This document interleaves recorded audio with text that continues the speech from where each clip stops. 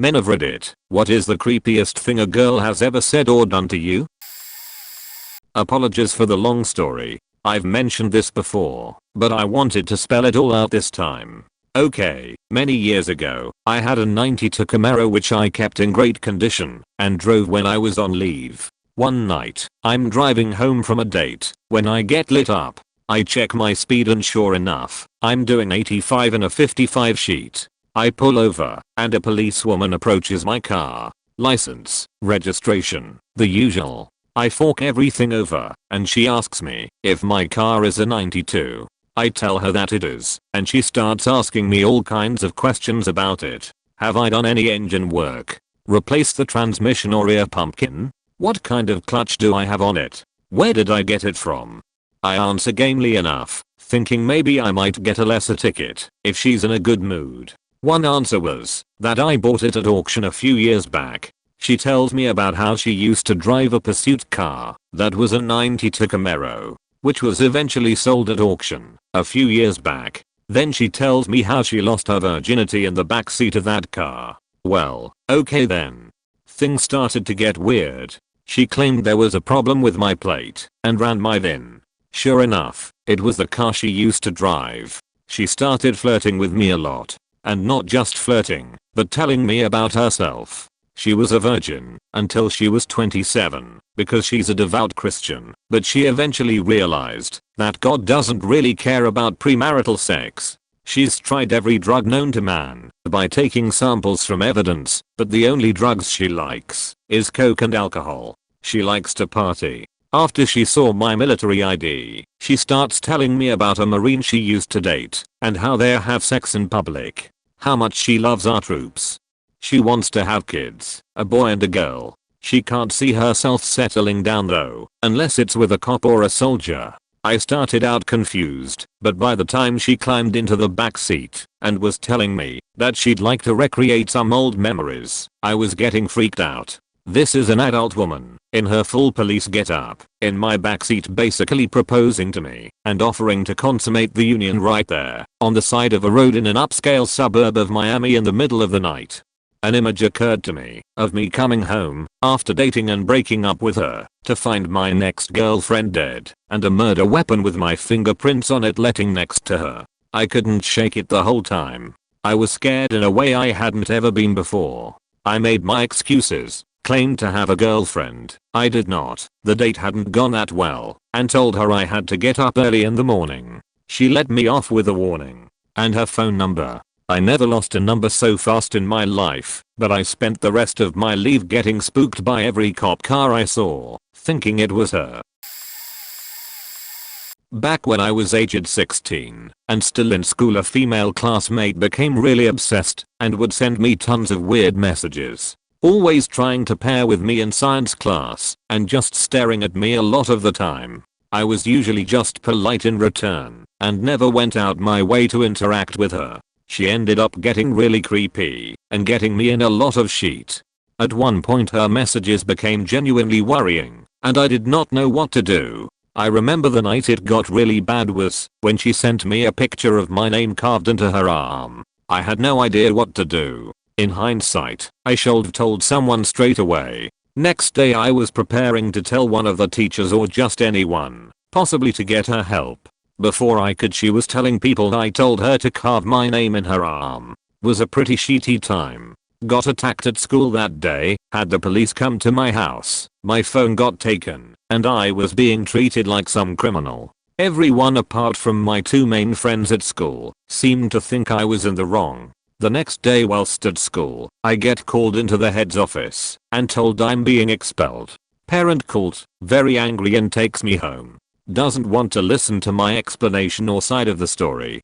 Thank God that night the police came round with my phone, told me they've established that I had nothing to do with her carving my name into her arm. They apologized to me and seemed pretty genuinely sorry. It's all explained to my dad that I was not in the wrong.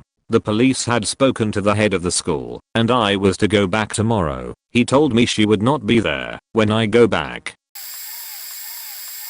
I dated a girl who was pretty damaged and had some serious emotional baggage from a prior relationship. She didn't trust me at all because her previous BF cheated on her, so naturally that meant all men are like that. She never wanted me going to bars with my friends because the only reason guys go to bars is to find girls to fuck. Anyway, one night we were hanging out and I went home early for whatever reason. I don't recall. I was in between apartments and staying at my parents' house at the time.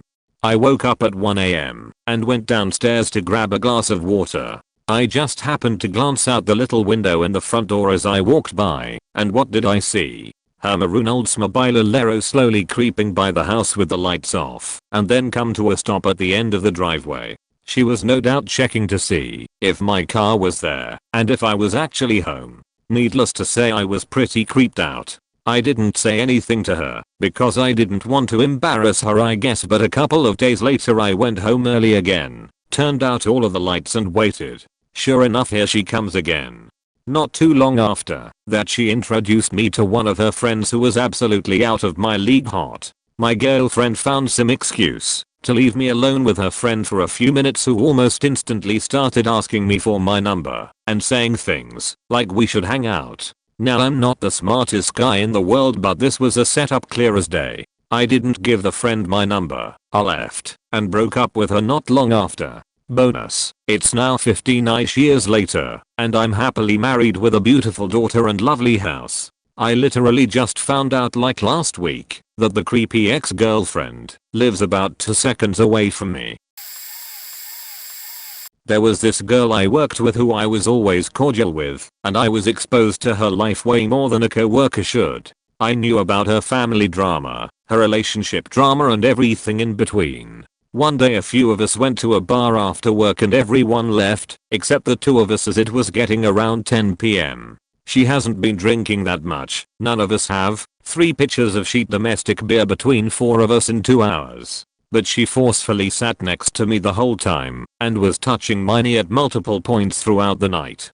Anyway, I offered to call her an Uber since I felt like walking home, and she asked if I would come with her. I asked if she felt like she needed me to come with her if Ubers felt unsafe for her. She said no, and that she just wanted some company. I said I'm not comfortable doing that and really just wanted to go home to relax before work the next morning, to which she looked visibly upset upon hearing. Granted, I felt bad and said you can come with me if you don't want to be alone, but I'm doing my own thing. I have a dog to feed and I like to decompress before going to bed. She agreed and walked with me. A little more than halfway, she wanted to sit on a bench at a park by my house because she was tired. I agreed and sat with her for a bit. Immediately, she rested her head on my shoulder. I asked if she had too much to drink. She said no. Then her hand was back on my knee and slowly moving up towards my zipper and button. I asked her to stop and that I'd prefer to remain just friends/co-workers. She said something along the lines of, "Come on, everyone wants this." I literally had to hold her arm 4 or 5 times while telling her to stop, while she just brushed it off as me being silly or hard to get. I don't know how more serious I could have told her to stop. She was getting annoyed and asked me if I was gay or if I don't find her attractive. I tried to explain that this isn't something I wanted. I was going through a bad breakup, among plenty of other things at the time, and just wanted to keep my head down and focus on working. But she still kept pushing. Not knowing how to deal with the situation, or the anxiety of all the ways that this could go badly for me, or even just lack of a better judgment, I stopped pushing her hand away. I figured the sooner I'll let her do this, the sooner it'll be over with, and proceeded to receive the most stressful blue job I have ever gotten. I didn't even get hard, and I was anxiously looking around at the old people walking. I guess after about 15 minutes or so her jaw must have gotten tired because she looked at me and said, "Okay, I'm done. Can you call me that Uber?" I did, and proceeded to have the most stressful and awkward 5 months at that job until I had to quit and never have to see her again. Edit. I never realized sharing an uncomfortable moment that I try to forget about would get this much attention. Thank you for all the kind words. I had no idea it would feel this good to tell people, even if only anonymously. Girl who was a good friend of mine in high school. She shot me down and wanted to stay friends. She started dating my buddy. Cool, no problem. because she would set me up with her friends. I had a lot of fun. Didn't ever find a girlfriend, but had a blast, if you know what I mean. We graduated, went our separate ways, and grew apart while in college. I got a girlfriend, ended up marrying her after college. Not long after I married my wife, she is still my wife, old friend starts calling me. She had been married several years at this point to someone I didn't know. We were talking, like we were friends again. Strangely, she told me she was pregnant, which I responded with congratulations, excellent, good for you guys. She told me, before she told her husband. She later found out they would be twins. A few days after she told me she had crazy regrets. I asked, oh yeah, what's that? She told me that we never got together. I told her that was because you turned me down and dated my buddy. We were friends. She then told me that we should now just once hook up. I turned her down. She was adamant that we could. She was already pregnant, so no worries there. I declined. That's when she dropped the line on me how she wished her twins were mine and hers, and that she had been in love with me since the very beginning. She always thought we would be together until I started dating someone seriously. I said sorry, we need to stop talking. I think she was having marriage problems and wanted out. She knew I liked her once years earlier, and instead of ending her marriage like an adult, she wanted another excuse to blow it up. She also knew I had graduated college and landed a job in my field. She was trying to blow up her marriage to a blue-collar guy. I noped out, told her we couldn't be friends and that she should really fix her marriage. Lost her number and never looked back. I lived a long way away, so she couldn't show up. I did tell my wife immediately after the conversation happened. She thought it was funny. She even kept old friend on Facebook. When I was 17, I started working in the same warehouse my dad worked. I'd just do little odd job things like sorting parts and stuff. Occasionally I'd pull orders or something if there wasn't anything else for me to do. There were two buildings, one where production was and one where the warehouse was, which is where I was most of the time. The production lines were about 60% woman, and they had a reputation for being kind of inappropriate. I would get all sorts of leering comments, whistled at, asked if one of them could climb on my shoulders, etc. This went on for a few weeks until one of the other guys goes, you know this is my dad's son, right? He's only 17. That didn't so much deter them as just change their line of attack. From there it was counting down the days until I turned 18, asking if I liked older women, commenting how 18 and 45 weren't that far apart, things like that. We managed to keep it under wraps that I turned 18 for a good while, but eventually they did the math and the explicit comments picked back up. None of this was serious. Well, maybe for a couple of them it was. Like I said, they had a reputation. That was just what they did. They were trying to make you embarrassed or flustered. They just took it a bit far. Ours never really did anything about it, because it's just the girls from line whatever, they are harmless. They similarly harassed the owner's son, who was 5 to 6 years older than me. Had sex with the leasing agent of the apartment I had just moved into. Used a condom. This is fairly hard to explain, but she starts texting my phone, but acting like she's texting her mom. Just imagine if a girl is texting your phone, you see the messages, but the messages are for her mother. I thought that maybe she was mistakenly texting me thinking it was her mother, but the kick is this. Her mother also responds to her texts through my phone from the same number. So now I have this conversation happening on my phone between daughter and mother, and all the messages are from the same number. The messages started with her telling her mom how much she likes me, and she's met a good guy, and her mom being excited for her. Mind you, I don't reply to any of this, and this must have set her off, because the messages turn hostile with her telling her mom she's pregnant and she's going to put me on child support since I won't reply to her. Keep in mind we just had sex the day prior.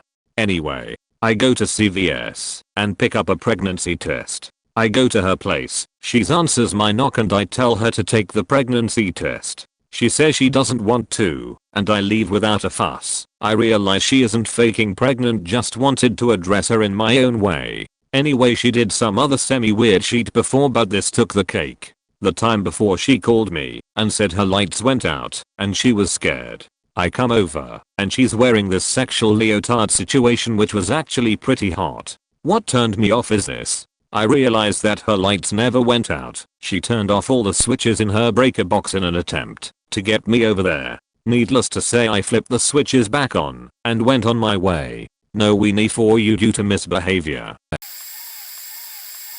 In high school I dated a girl for 3 years. By time our senior year started, we were broken up and started dating new people. Every so often the old girlfriend would try to reconnect, but I tried not to lead her on. We would still be friendly towards each other in school, but I would avoid being alone with her. It was obvious that she wanted to stay together and work it out, but I had no more interest in that relationship.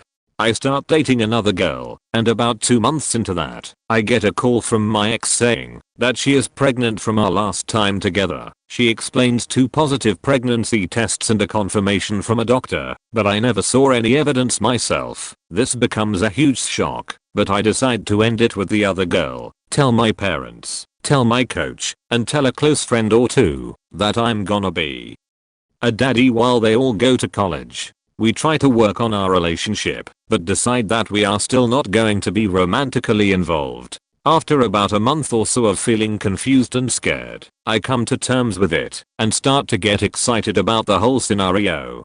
Being a dad will be cool, and I can still go to school closer to home. One night I was at my house alone and enjoying a few glasses of port wine. Now if you know port wine, you know that shit is like the whiskey of wines. Anyways, I'm pretty plastered and at home watching Lord of the Rings when I get a text from the ex-girlfriend saying she is walking over to see me and laugh at my drunk ass. She arrives and by that time I'm so drunk that I can hardly stand up, but she helps walk me back to the couch and we both laugh at the fact that I'm wasted, drinking alone, and watching LOTR. Things start to get blurry here. I have vague memories of her trying to dance on my lap or get close to me, but that is it before blacking out and waking up naked in my bed with her on top of me. Instantly I freak out and ask her what happened. She says that I invited her over. I was really drunk and I wanted to have sex. I recall feeling confused and violated, but also blamed myself for inviting her inside and letting myself get into that situation. I try to ignore it and let it go. I asked her did we use a condom, and she looks at me, smiles and explains how pointless that is, since she is already pregnant. I ask, oh no, did you drink any port? You're pregnant. She didn't have any. I drank the whole bottle myself. She confirms and says she watched me finish it off.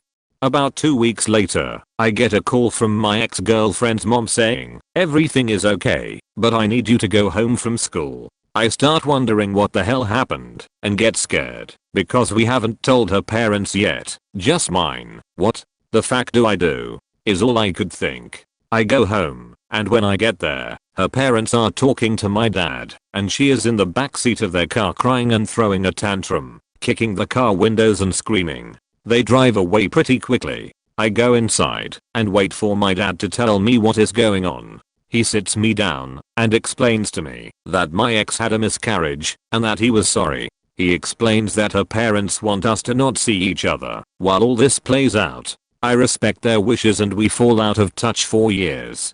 Years later we ran into each other and decide to hang out and catch up.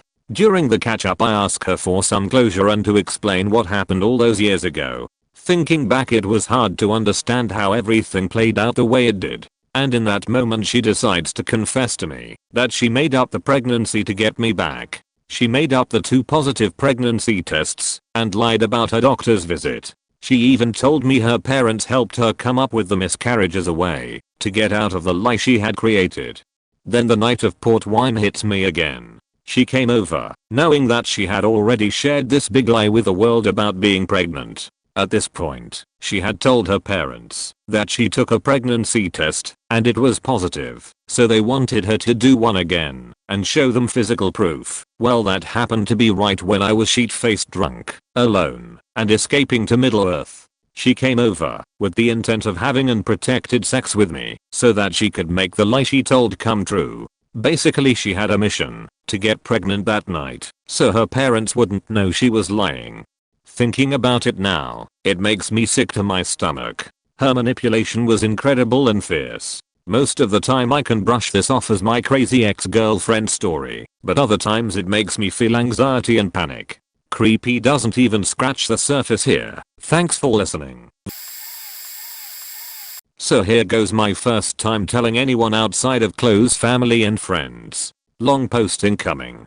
Bit of a background story / info. I started working at the age of 17, UK, in my chosen industry. After completing my first year of A-level education, I had been with my current fiance for around 6-8 months. By this point, by the age of 22, I was senior management and running a team of 6. I started as a trainee and found that I loved the job and was good at it. Had a great commission scale, so things were great. Unfortunately, the MD of the company I was working for retired and sold it to a national chain who gutted it clean. I took the severance pay and looked for the next step in my career.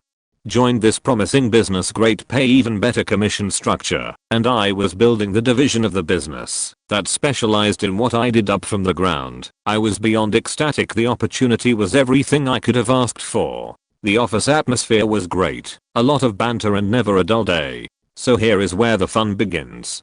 The office is predominantly male oriented, 14 people including me. Managers were all middle-aged men with wife and kids. The rest were between 22 to 28 years old, which is why the banter was great. Lol, everyone could be a lad when they wanted to. The only 2 females was a receptionist and another female who sat opposite me and had been in the business for 4 years. Since she joined as her apprentice at 16 years old, she was the baby of the office and everyone loved her. She was around to career steps / stations below where I was. We were respectful, and maybe I was respectful. I was never usually vulgar in terms of the banter with everyone in front of both of them. Call me old fashioned lol.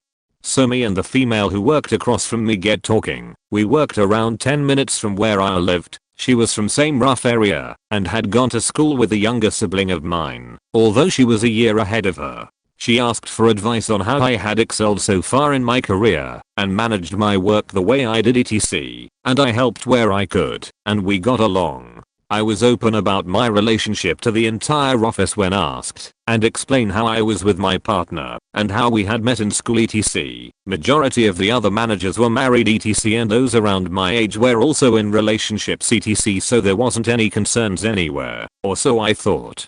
Fast forward a 7-8 months, me and the female who worked by me have gotten along fairly well, nothing out of the ordinary. One evening my partner, didn't live with me at the time, tells me she has been getting calls on a private number every night and the person hangs up when she picks up. When we got into the conversation, she tells me how for the past couple of months she has had messages from anonymous social media accounts telling her I was cheating on her and that I was sleeping around with other girls, etc. We talked it over, no harm done, didn't affect us in the slightest, although it pained me that she had carried it all for so long without telling me.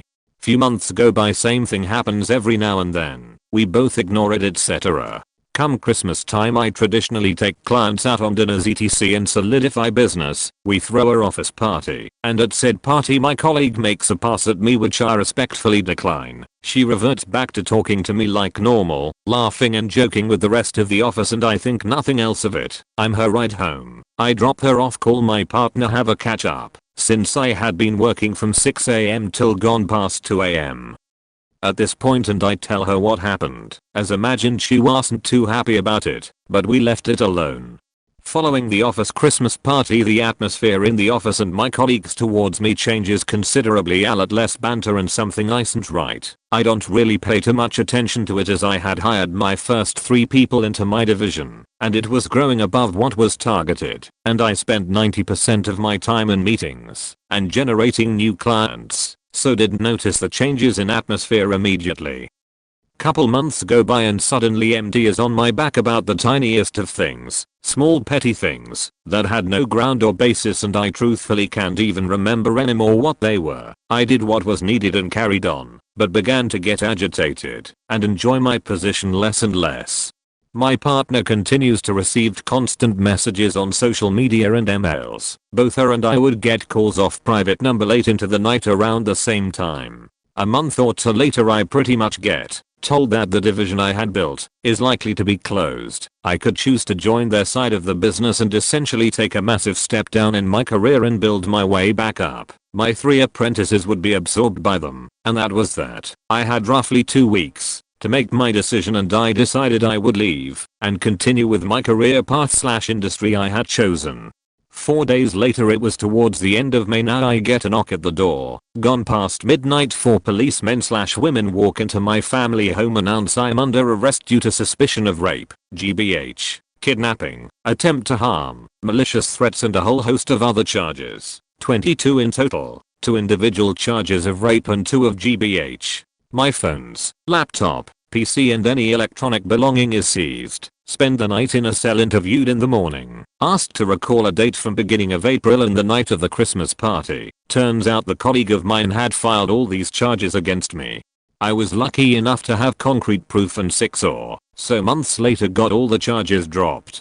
Takes roughly 12 months to get my belongings back. My phones and laptop have been wiped by accident. Never got the data back. However, through the police investigation, I learned she had told the office and the MD had given a statement that said I was in a relationship with this colleague of mine from roughly 2 months before the Christmas party. I was abusive mentally and always put her down etc. and had become physically abusive on night of Christmas party, and he learnt the day after I left of the rape and had convinced my colleague to report it. Emails from my workplace were turned over. She had been messaging every single person in the office various stories of outings and picnics and weekends away that never happened. She had told them not to mention to me, and I wanted to keep it quiet, and she would be in trouble if I found out. Following the Christmas party, she had changed tune and told them how I was abusive and rude etc. Wouldn't take no for an answer, and I had become abusive on the drive back from the party. She had gone to the extreme of leaking her own nudes through my work email to fake emails she herself had created. No doubt the security systems in office flagged certain words etc. and those were flagged to the MDO. She knew who opened them and viewed the nudes, and that's the day he let me know about my division closing. The police determined they were done off her own computer at a time where I was actually in a meeting with a client, so concrete alibi thankfully. 3 years on, I wasn't able to return to that career / industry as my reputation was ruined. Can't get a reference from that company or trust it would be truthful. CPS, Crime Prosecution Service, flat out refused to prosecute for the malicious charges due to the stigma around rape cases and the fact that even though I was on camera for the entirety of the alleged rape in April, date night with my partner. So we went to a bunch of different venues. There was not enough proof to say I didn't rape her after the party, as I couldn't provide any proof to that fact. To top it all off, I mentioned so this all went down even better in my family / community when the other individual's friends and family spread the news. Sorry for the wall of text, I did warn you. TLDR, batshit crazy colleague tries to break my relationship up when rejected, files charges of rape, GBH and a whole host of other charges. Became a massive stalker. So, in my early 20s I was working as a bartender. One night this girl comes in, I'll call her Lucy. She sits down at the end of the bar. She looks nervous, she's checking her phone obsessively, and over the next hour, starts looking more and more upset. Eventually I figure out she's been stood up. She's on the verge of tears. I feel sorry for her, so I go over, put a free drink on the bar in front of her, and as I put it down I say, just so you know, whoever stood you up is an idiot. She gives a half-hearted laugh, a weak smile and says thanks. Over the rest of the night we get talking. She's good looking, sweet, smart, funny, so I was absolutely delighted when she asked me if I'd like to take her out sometime. The next day we go out for coffee. Super casual, barely a date. We just met at a coffee shop and hung out and chatted for a couple of hours. Again, she seemed to be pretty damn awesome and things went well. The next night, I'm back in work. Lucy comes in again, sits at the end of the bar. We are getting along great, and then I turn to serve a customer.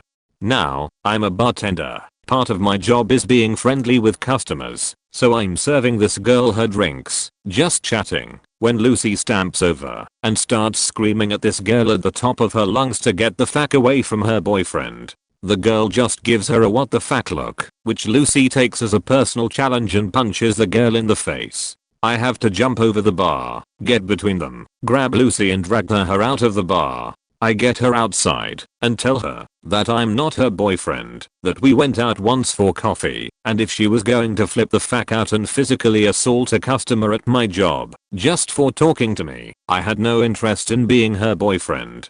She screams, she shouts, she starts trying to scratch my eyes out. I tell her to go the fuck home before I call the police, so she spits in my face and storms off. I go back inside, apologize to the customer, and finish my shift while trying to work out what the fuck just happened. The next morning I wake up to find 137 texts on my phone and my voicemail complete filled. It was faking weird. First lots of "I'm sorry, please forgive me," then "why aren't you answering?" Then "fuck you, I hope you fucking die," then back to "I'm sorry."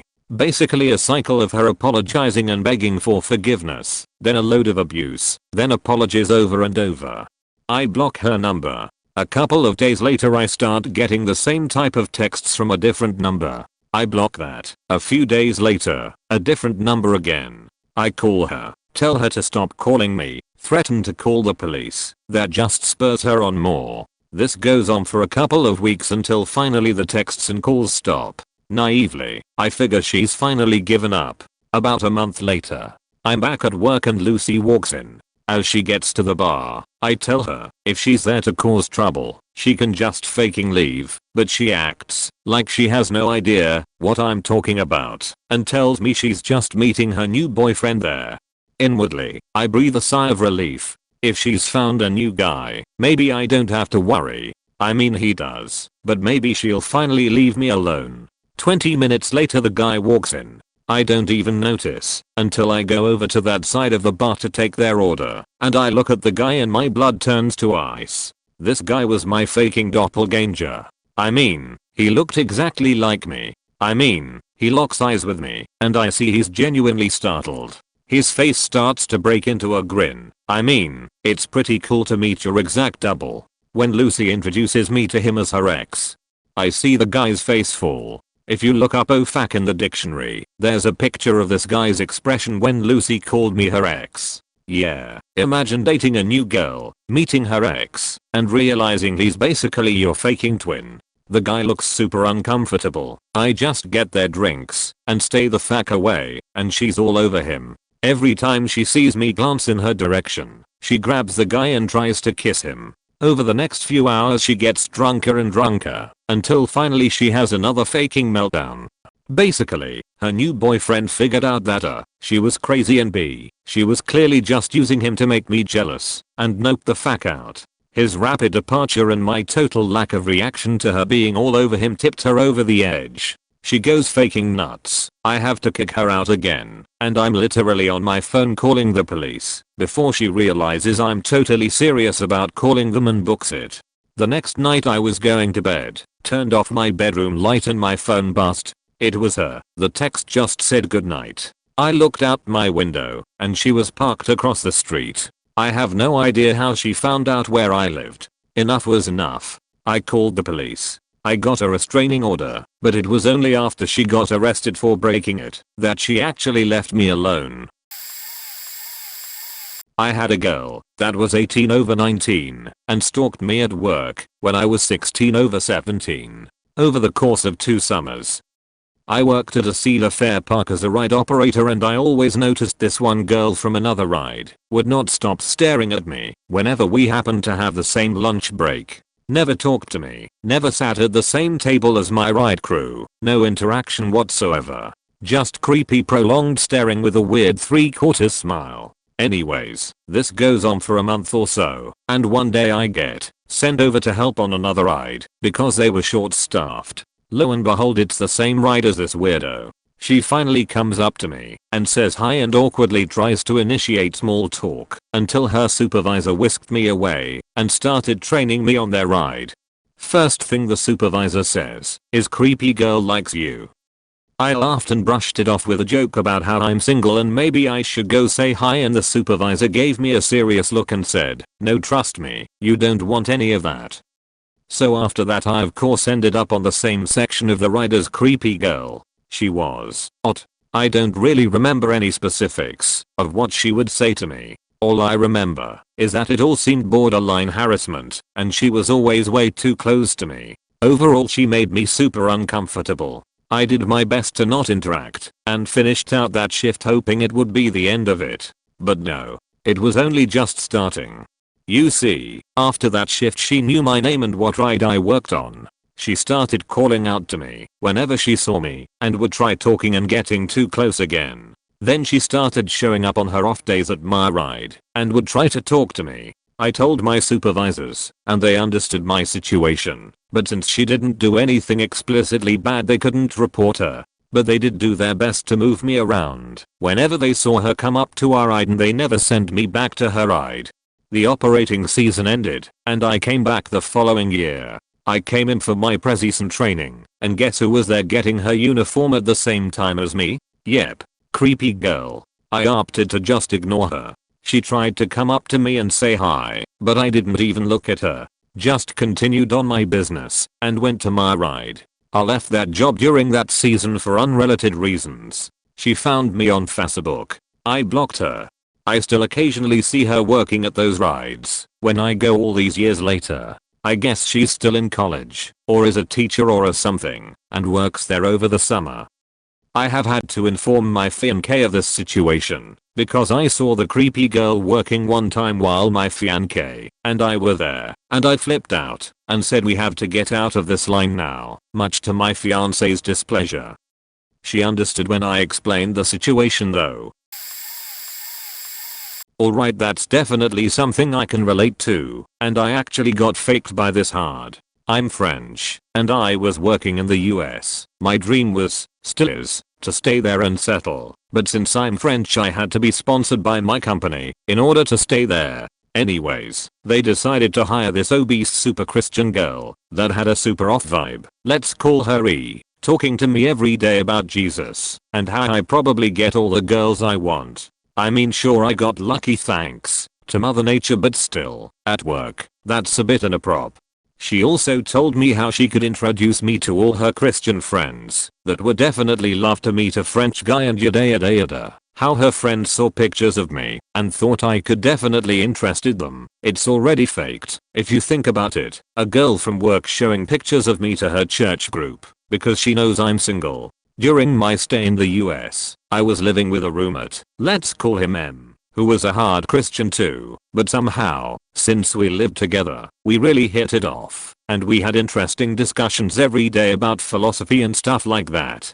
I was also a super fit guy, and so we tried to work out together, and we were real brothers. Man, I miss him. He was single, so did I, but at the time I was banging every single chick in the area, and didn't really need any help for that. M, however, definitely was looking for a serious relationship with a Christian girl. He was good looking and lived through a rough divorce, so I got an idea and said, hey M, maybe I should introduce you to this E at work. She has so many Christian friends, maybe you'll like one of them.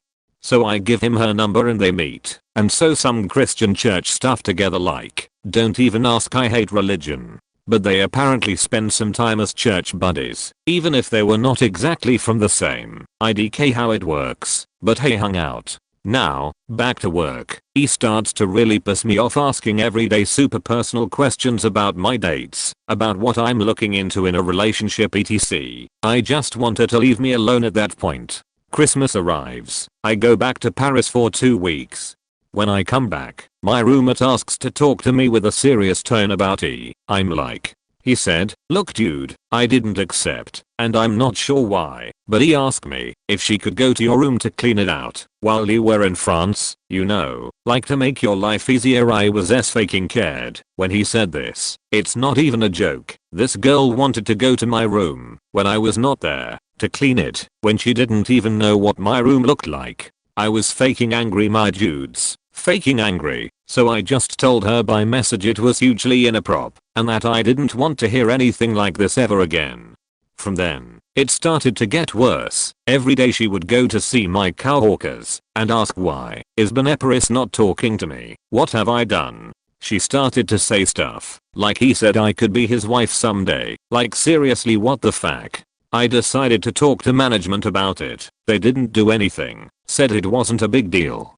Big fast forward, the company was really not fun, but they offered me a contract to sponsor me in the US to stay. I was so fucking happy. Dream was about to become true. I said yes, but there was problems with management that were a bit annoying, and being the 27-year me, I had a big mouth. For example, we had a Wii in the office and I played a lot of Mario Kart with the team, but sometimes I would say fuck no, or, you know, Mario Kart stuff. Well, being really annoyed by me completely ignoring her, decided it would be the right time to say to management that I sexually harassed her while playing Mario Kart, saying out loud stuff about how I would rather fuck Boza than her, how the whole open office heard it etc. Of course I did not say those things and nobody was agreeing with her, but since management didn't like my big mouth, even if I was the top performer of the company, they decided they wouldn't take the risk. She got me fired. I never talked to her after the room story, and she got me fired. Management didn't even want to hear a thing about my story. They cancelled my sponsorship and contract. I lost everything and had to go back to France. Anyways, thanks for reading. TLDR, creepy girl at work wanted to clean my room when I was on holidays without telling me. Ignored her after that. Got me fired for sexual harassment. Had to leave the country. To add to the pile of stalker stories, shortly after breaking up with an ex, who I also posted a story about in this thread, lucky me, one of her friends started hitting on me aggressively. She ended up going to the ex and asking for permission to date me, which on top of being insane middle school bullshit, led to the ex deciding I must have retroactively been cheating on her with this girl before we broke up. She went nuts, stole a bunch of my shit, and sent a letter to everyone I've ever met telling them I cheated on her. Neat. That said, the friend was hot, so I said why not, and we went on a handful of casual dates. Our conversations were awkward and she already knew a ton about me from the ex, which she was using to act all hyper interested in my hobbies, which was super off-putting. So things never went further than that before I realized it wasn't working and noped out. She wasn't really taking no for an answer and thought it was all about the issues she'd caused with my ex and that otherwise we were destined to be together. I repeatedly made it very clear we were not a couple and that she should not contact me anymore. Given the timing, I was also moving soon, as the ex and I had been living together and I was running out that lease before buying a house. I very specifically did not tell her or anyone in her sphere of friends my new address. In fact, only 3 people knew my address, my mom and 2 friends from back home, that she definitely had no way to contact. Nonetheless, I started getting letters. I guess she managed to look up the mortgage info and found my address. When I didn't respond to the letters, she started showing up. The first few times I let her in, she insisted she just wanted to be friends. Then she'd try to get me to fuck her, and I'd kick her out.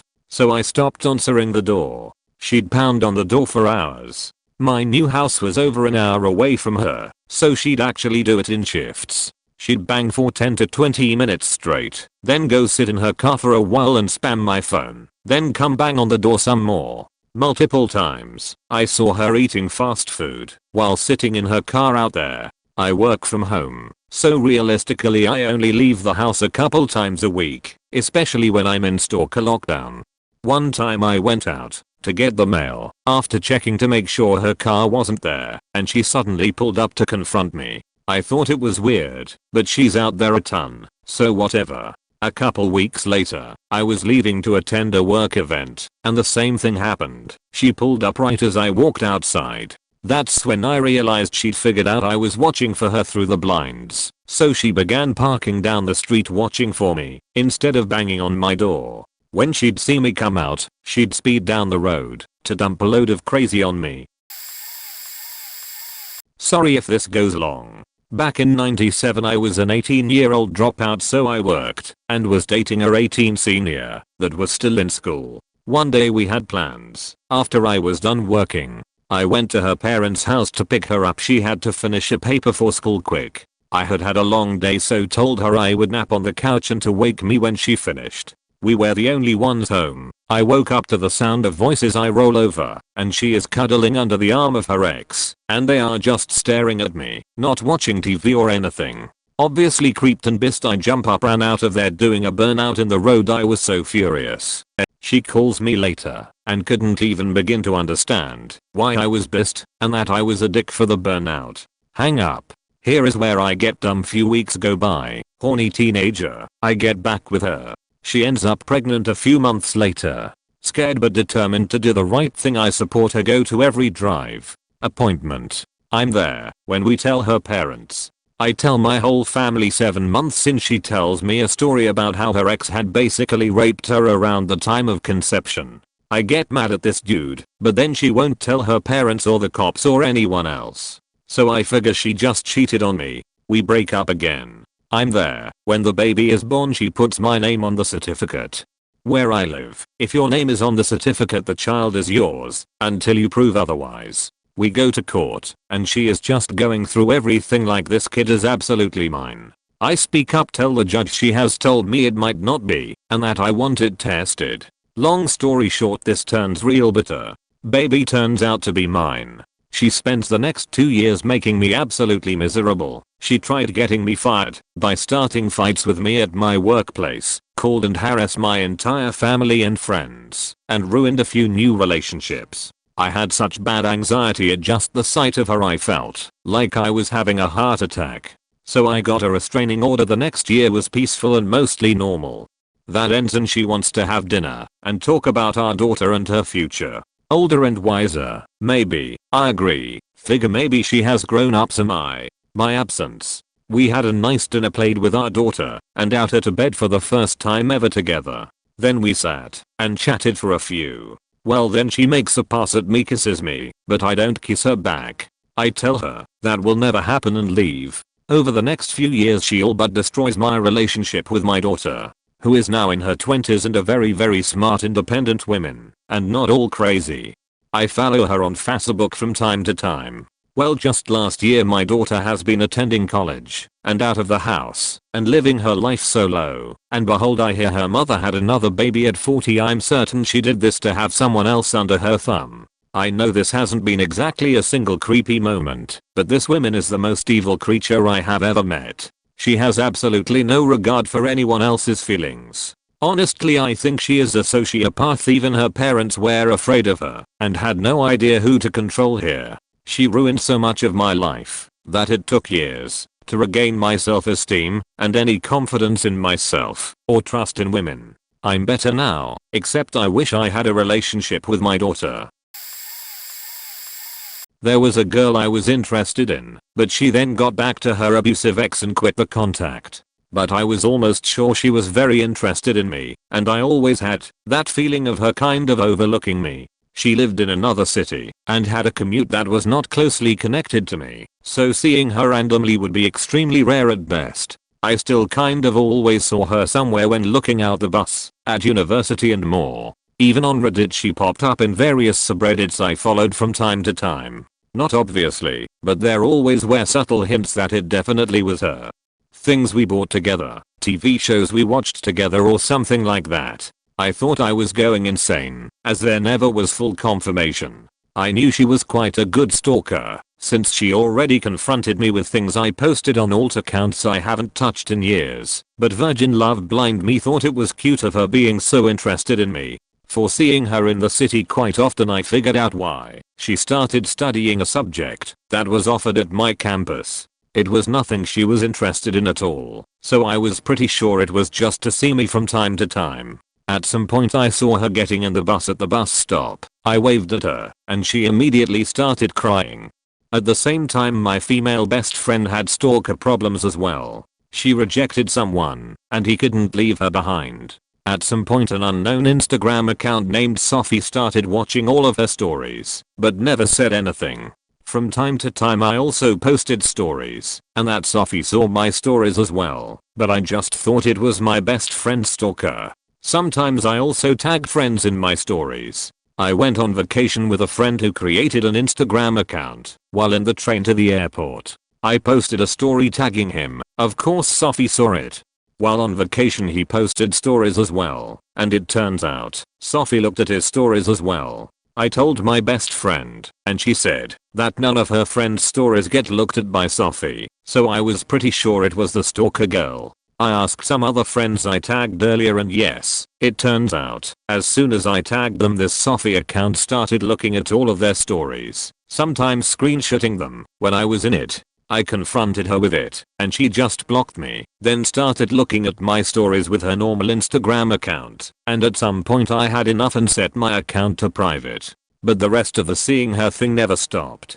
She still pops up in my feed. I still see her on the street. I was interested in her 4 years ago. I moved in with my girlfriend in the meantime to a completely different location, and I'm full-time working, so my commute completely changed. And yet I still see her glaring at the windows from time to time, probably also reading this. I kind of ignore it though. She has never done anything, and she is not there all the time.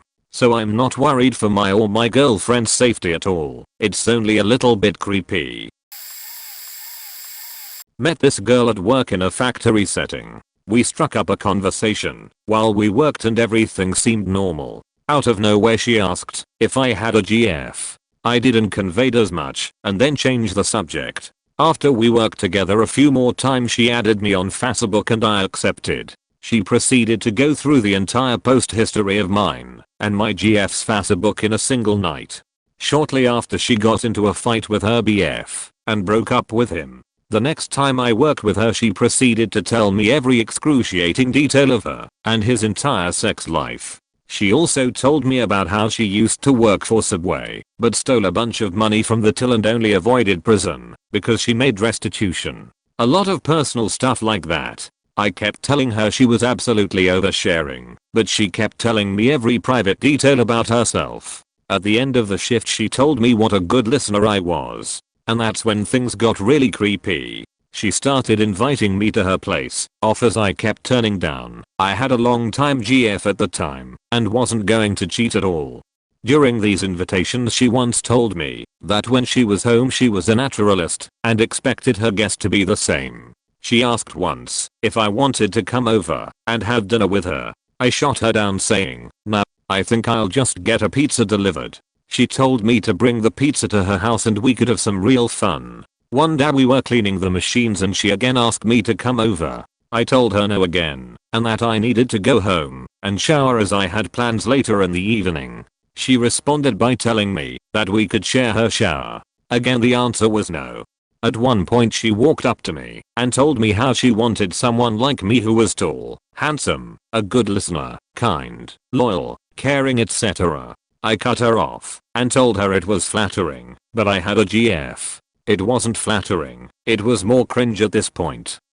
Another time she overheard me making plans with a friend to go to a shopping center the next weekend to pick up some gifts for a third friend's birthday. She offered to take me as she was going to Victoria's Secret in the same mall to get some pretty bras and matching panties and needed someone to model them for. Again I declined and told her what she was doing was grossly inappropriate and the comments, suggestions, and invitations needed to stop. That what she was doing was, and had been for a while, sexual harassment, and that I was neither impressed or intrigued by her blatantly sexual suggestiveness. She stopped, but then she started showing up in places where I was. She popped up just hanging out outside the credit union I did my banking at.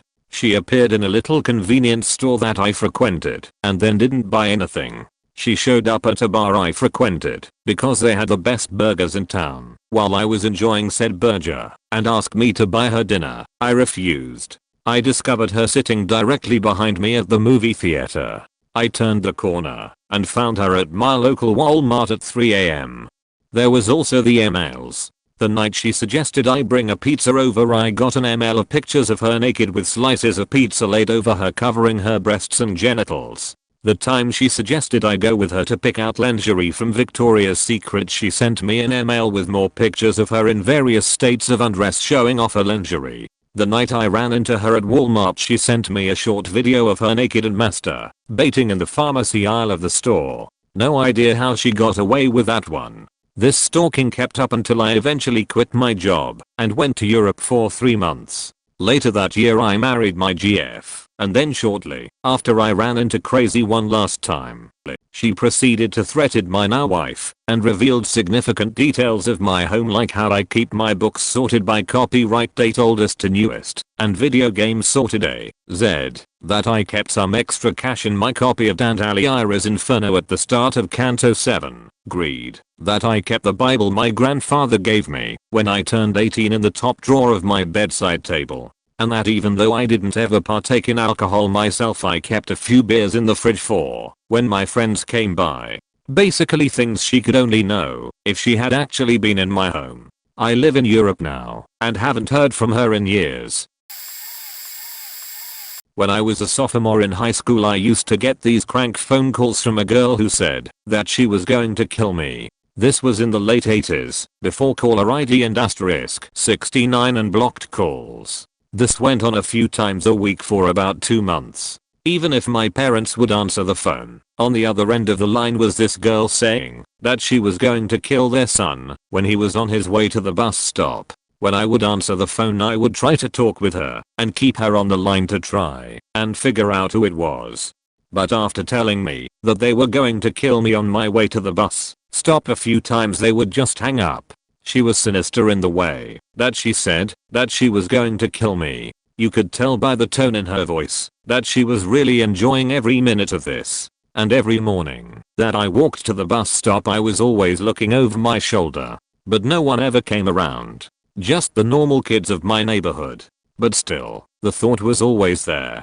After about a month and a half of this going on, my parents finally went to the police. What they had us do was, after every time that we got a call from this person, we had to call an 800 number. This 800 number rang to an automated answering service, where we had to leave the date and time of the phone call, and about how long the call was. After 2 weeks we finally got some information. The call was traced to a young married couple who had 2 infant daughters. After more investigation, they traced it down to the days that they had their babysitter over to watch their kids. The babysitter. Turns out it was the babysitter. This girl, who I still remember her name to this day, but I won't repeat it. This girl was in one of my classes. Just one class. Apparently one day she came into class early, and I was sitting at her desk talking to a friend. She asked me to move, but she says that I told her to fuck off. And that was her excuse. Her excuse for pranking me, telling me she was going to kill me for 2 months, was because I told her to fuck off when she asked me to move from her seat. SMH. Now I definitely could have been sitting in her seat. That is something that definitely could have happened. But I would never have told someone to fuck off if they asked me to move. I was not that type of person. Anyway, my family and I were very forgiving towards her. She apologized for what she had done and agreed to never do it again. She then asked that I not tell anyone at school about what she had done because of the embarrassment she would have had to endure. So I agreed to never tell anyone at school about it. And that was that. It was finally over. For the next few years of high school she always avoided me, and I kept my word to never telling anyone. What a weirdo. I think it must have been the time a girl was flirting with me at a party and then let me know that she had a boyfriend. Not as a deal breaker, but more as an expectation management thing. I told her that I would rather not go there and disengaged. She proceeded to complain to our mutual friends that I'd shot her down, which apparently won me all kinds of respect among the people at the party. Apparently most guys weren't that bothered with her relationship status, so she got pretty mercilessly teased now that someone had finally said no. After the party was over, I slept in a friend's bed. The girl slept in another room. Or was supposed to, at least. She came in, naked, sat down on the bed next to me, and started rubbing my junk pretty intensely. I froze. This had never happened to me before. Once she got the natural response, sorry, I was 22 or something, she proceeded to go down on me, as if my privates were made of chocolate. All of this is happening over the course of a minute or so. I really remember being in some kind of weird place mentally and emotionally, combining the feelings of being abused, drunkenness, horniness, and confusion. I caved and proceeded to fuck the ever-living lights out of her. It just felt like the only way to make all of it go away at once, I guess. Of course there was no protection, just to add potential injury to insult. I'd call it stupid, but the whole thing was on autopilot. Afterwards I just felt dirty. I realized that I had no way of claiming assault, but I definitely had my drunken state and horniness, following half an evening's worth of flirtation, used against me in a calculated way. We are told as guys that no doesn't mean try harder, yet I felt like that's what she'd done. And it was my fault that I'd let it work. It was her fault for getting me so excited, is not something normal guys allow themselves to think. But then again, she very purposefully targeted me. It was clear that her ego really didn't like my rejection, and it was about more than just getting laid. She could have gone for another dude at the party, no problem. As you can probably tell, I'm still struggling with this. What to make of it all, and my own role in the whole thing. But removing myself from being picture. That was some creepy stuff that girl did. One of my female friends from that same party who I later confided in said quite clearly that had a guy done all of those things to a girl, everyone would have immediately identified him as a creep, if not an outright predator. I felt a little less bad after she'd put it that way. This is what happened to me when I, a 25 meters American, lived out in the country in Japan in 1999 or 2000. One day when I came home from work there was a lady, 35, 40F, standing near my apartment building. She came over to introduce herself to me, spoke passable English, and said she saw me over the last few months and wanted to say hi. Then she was there most every day when I came home, and often there would be letters slid into my door mail slot if she wasn't. Most of the letters were very innocuous and just simple letters on what she had done that day, but eventually she asked me if I would like to spend time with her. I told her that I wasn't really interested in going out, and she said she was fine with just coming over to my place to spend time as she was married, but in a loveless relationship, and her husband would stay out drinking with workmates until 1 to 2 AM almost every night. I told her I was not interested in this and wished her well in her marriage. Then things got weird. When I went to work I checked my mailbox, saw some bills, and left them there. When I came home they were gone, but I didn't really dwell on this. A day or two later there were two small handmade fabric dolls, boy and girl, slid into my door mailbox with a love note saying that, to be honest, her home was across the street on the 7th floor and she could see directly into my living room, and had been watching me every night, and couldn't accept no as an answer. Then the next day, as soon as I got home, my phone started ringing. I answered and it was her. Again, I thanked her for the attention, but explained that I wasn't interested in her like that. 5 minutes later I heard something being put into my door mail slot. I waited a couple minutes and walked over. It was her panties, and immediately afterwards my phone rang again, and I hung up. This would continue every day with my phone ringing if I hadn't unplugged it from the time I came home until late at night, and then start up again almost immediately after I woke up and turned on the lights. I told her I would go to the cops if she wouldn't stop, and she told me they wouldn't believe me or do anything, and that I should just spend time with her. In her mind, she said I was a safe bet as I would be gone in a year or two and everyone would just think she was studying English if they saw us together. After 2 to 3 weeks of this harassment I went to the cops and they pretty much blew me off until one of the cops said, "If you didn't want to talk to her, why did you give her your phone number? It sounds like you egged her on and caused this."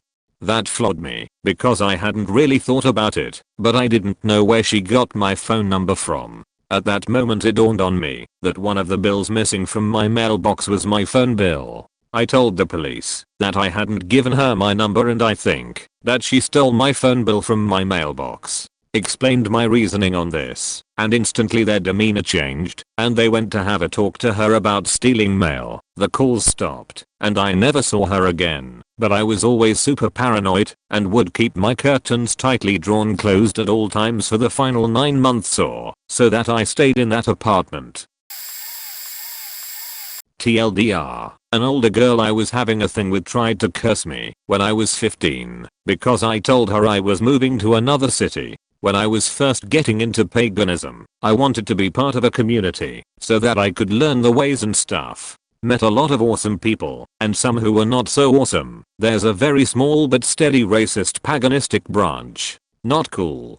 Anyway, among this awesome people I met this girl. She was a witch, part of some sort of Wiccaish coven. It was definitely a cult. Also she was a bit older than me. Maybe 4 or 5 years above me. I was about 15 at the time. Let's call this girl Samira.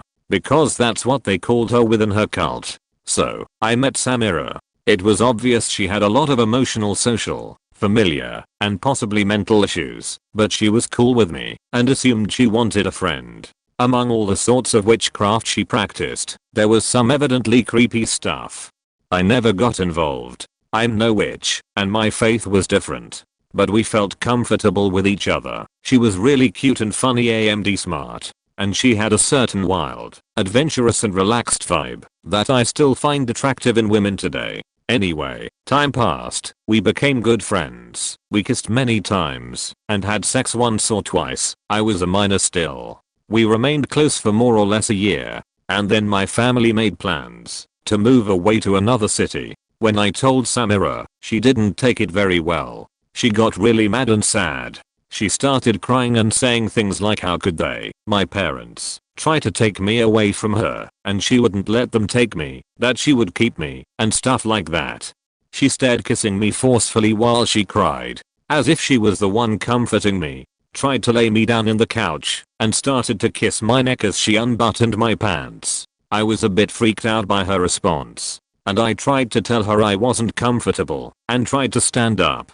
Then she got mad at me, tried to slap me, and screams that I was a liar, that I wasn't moving to another city and just wanted to abandon her. She tried to pull me into some sort of furious kiss. At this point I just really wanted to get out of there. I pushed her, basically threw her to the couch, and made my way to the door.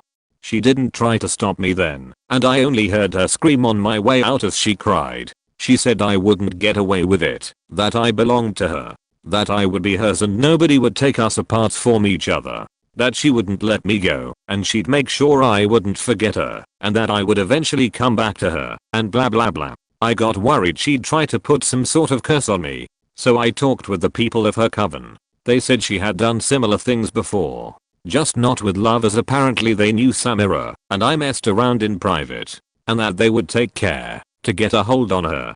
They asked if I had left any personal objects or fluids at Samira, or if she had taken any hair from me, stuff like that. I said no. They advised me to cut communications with Samira, and to try and not think about her much. They gave me a little cloth bag with salt, some small white candles and a sort of coin with a saint in it. They told me to put the saint under my bed, light one candle every night before bed, until they ran out, and to try and keep the salt bag near me at all times. I did as they advised me and went home. Didn't hear anything from them for maybe 2 weeks. Samira went to my house trying to talk with me, saying she felt bad, that she didn't want to lose me. I told her I had forgiven her, and asked her to not come back, or talk to me for a while. I didn't even open the door. She carved runes in my door before leaving. I showed them to the leader of her coven. She couldn't really decipher them, but cleaned them with salt water and milk, and said that I'd be fine. A while later, Samira's coven texted me that she, Samira, was being punished for betraying the cult, and would be shunned for a while. I asked what it had to do with me, and they said she had been trying to, not very convincingly, make me look bad in front of them, speaking ill, and had asked them to help her put a revenge curse on me. They said, since I was a guest and friend of the coven, that wouldn't be right if there wasn't some sort of evidence, which Samira didn't have. She was dismissed, but later was also found trying to summon some sort of spirit to stalk me, and she was punished for it. They said they wouldn't vanish her to keep an eye on her, but wouldn't let her be part of their rituals for a while, and that was pretty much it. I haven't really heard from her since. I'm still in contact with some people from her coven and everything is fine. When I was starting my 3rd year of university, I had an acquaintance, a smart guy who I respected and looked up to, who was also starting his 3rd year at the same university, where we all lived in private rooms of big dormitories, and people rarely locked the doors of their rooms. He was from a small rural town. He was in a very normal seeming relationship with a woman he'd met at university. All seemed very reasonable. Completely coincidentally, he and I looked fairly similar. Not like twins or anything, just about the same build, hair color, and so forth. That year, a girl showed up as a first year student, 2 years younger than him, from the same small town, statistically not likely an accident, who apparently he didn't really know very well. Small town, but he was very scholastically focused. She was 2 years younger, seemed plausible. First he knows of it, he finds her naked, in his bed, pulling back the covers with a flourish, explaining how, now that they were both adults, and away from home, and she had studied so hard to get accepted to the same university as him, they could get married and have kids.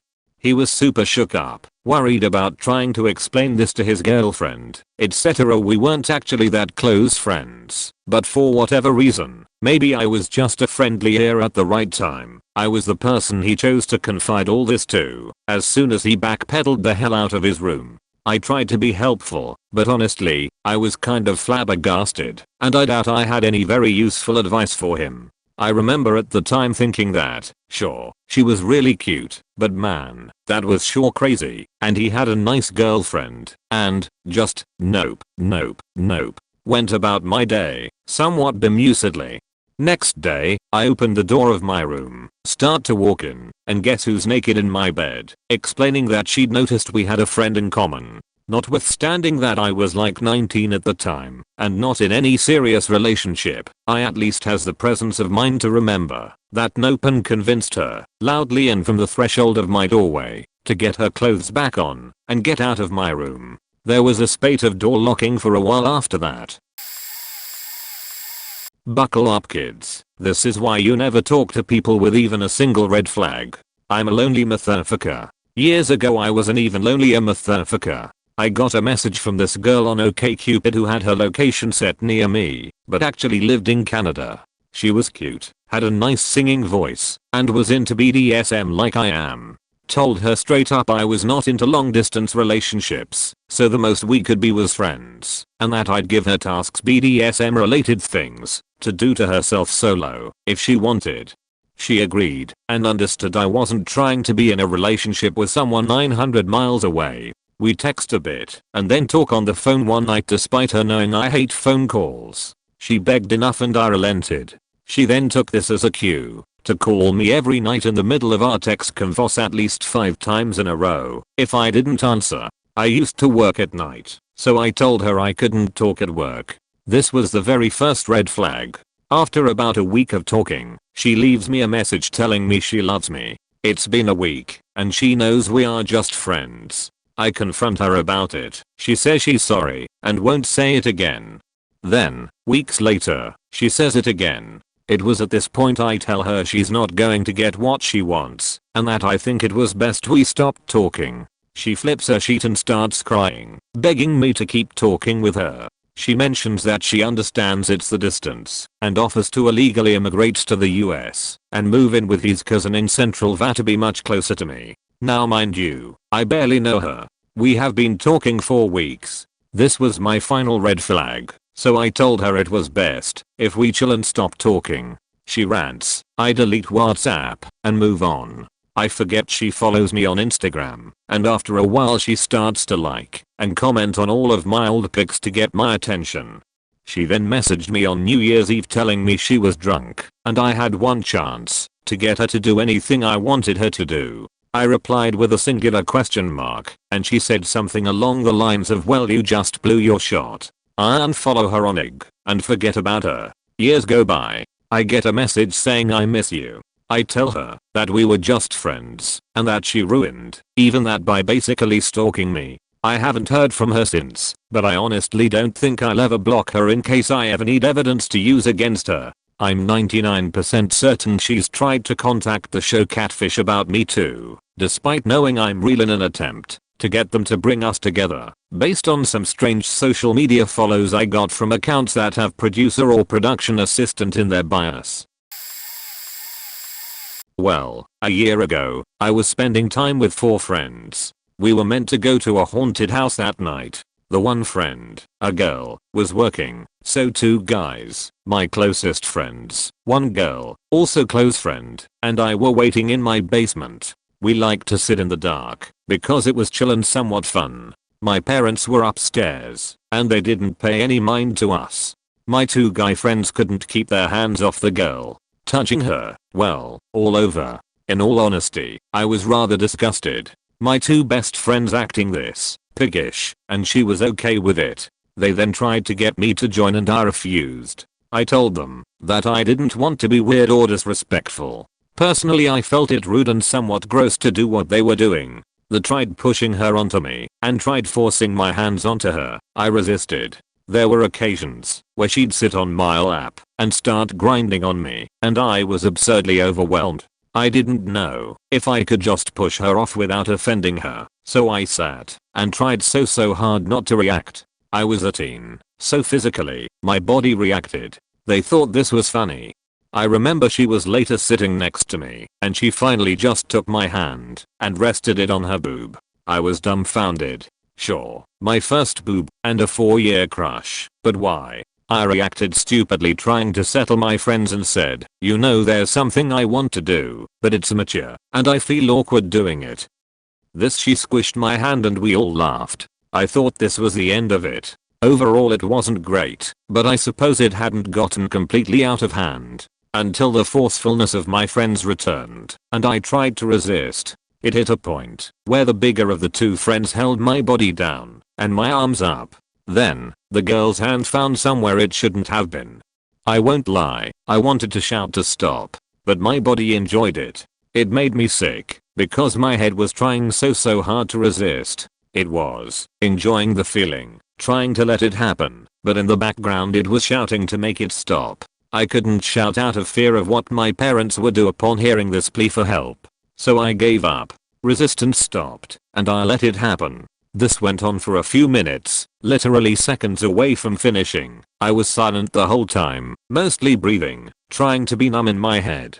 Then it stopped. We had to get in the car and pick up the other friend. I remember sitting in the back of the car feeling extremely embarrassed, ashamed, and sick from the horny to stop mindset. Going forward, I never admitted to it being worse than a strange occurrence. I've been told it was sexual assault. I try to deny it out of pure embarrassment. I actually cut contact with the dude who held me down and the girl for a long while, not for that reason. She's come into my life more recently and is better now, but I can't help but think that I will never forget that day.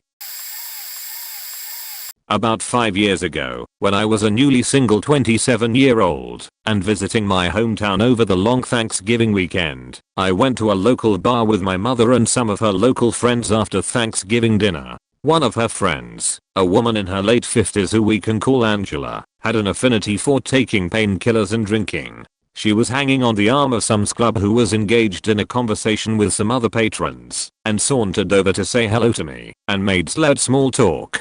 She asked where my girlfriend was. I said that had recently ended, and she was overly nice and sympathetic about it. No problem there. I eventually saw an acquaintance from years prior, as one does when visiting their hometown over a holiday, and excused myself from the conversation with her. As I chatted with said acquaintance, I noticed her staring at me while hanging on the arm of, but facing away from, said sclub. My mother has her back to me and is chatting with another friend of hers and isn't paying attention.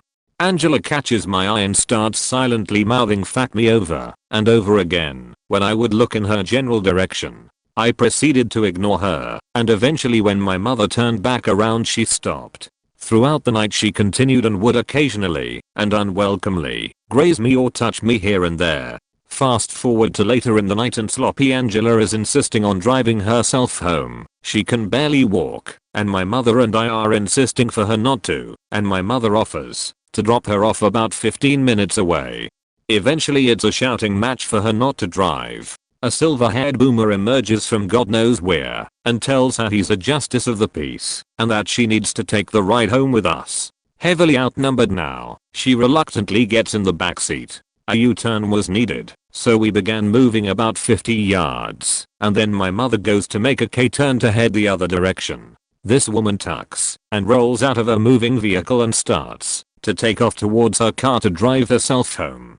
My mother asks me to go after her, and after all her advances I really did not want to, but it was needed so I did. I had stern words for this woman more than twice my age about cutting the sheet. I took her keys and got her back in the car, in the back seat, which was right behind me in the passenger seat. She starts by stomping the car floor and slurring "I'm sorry" over and over, and then after about a mile, starts reaching around the front seat and grabbing my chest and so on from behind me. At this point I've had more than enough, and I shouted at her to cut the sheet and sit back and put her belt on like a child. She shot back into the seat. My mother was somehow oblivious to what she had done and just heard me yell.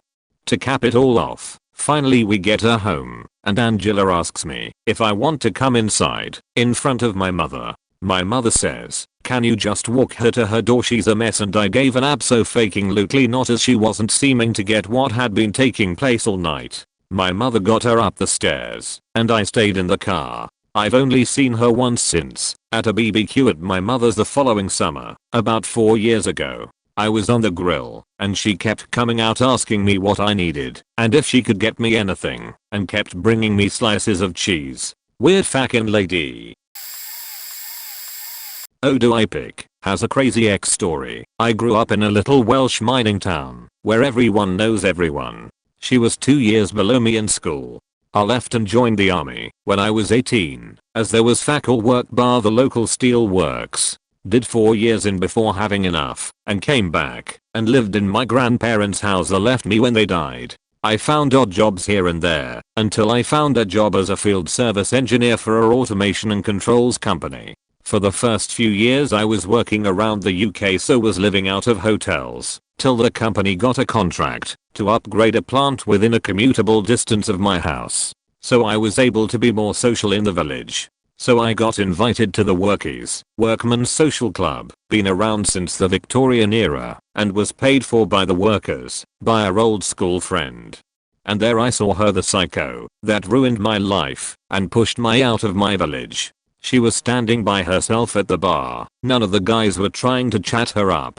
In hindsight, this should have been my first warning. Anyway, a 6-month relationship flew past with no major issues, until one day she just changed completely, or stopped acting, because she turned everything into a faking argument, ranging from how I spent my money, to what car I drove, and what color I painted my bloody kitchen.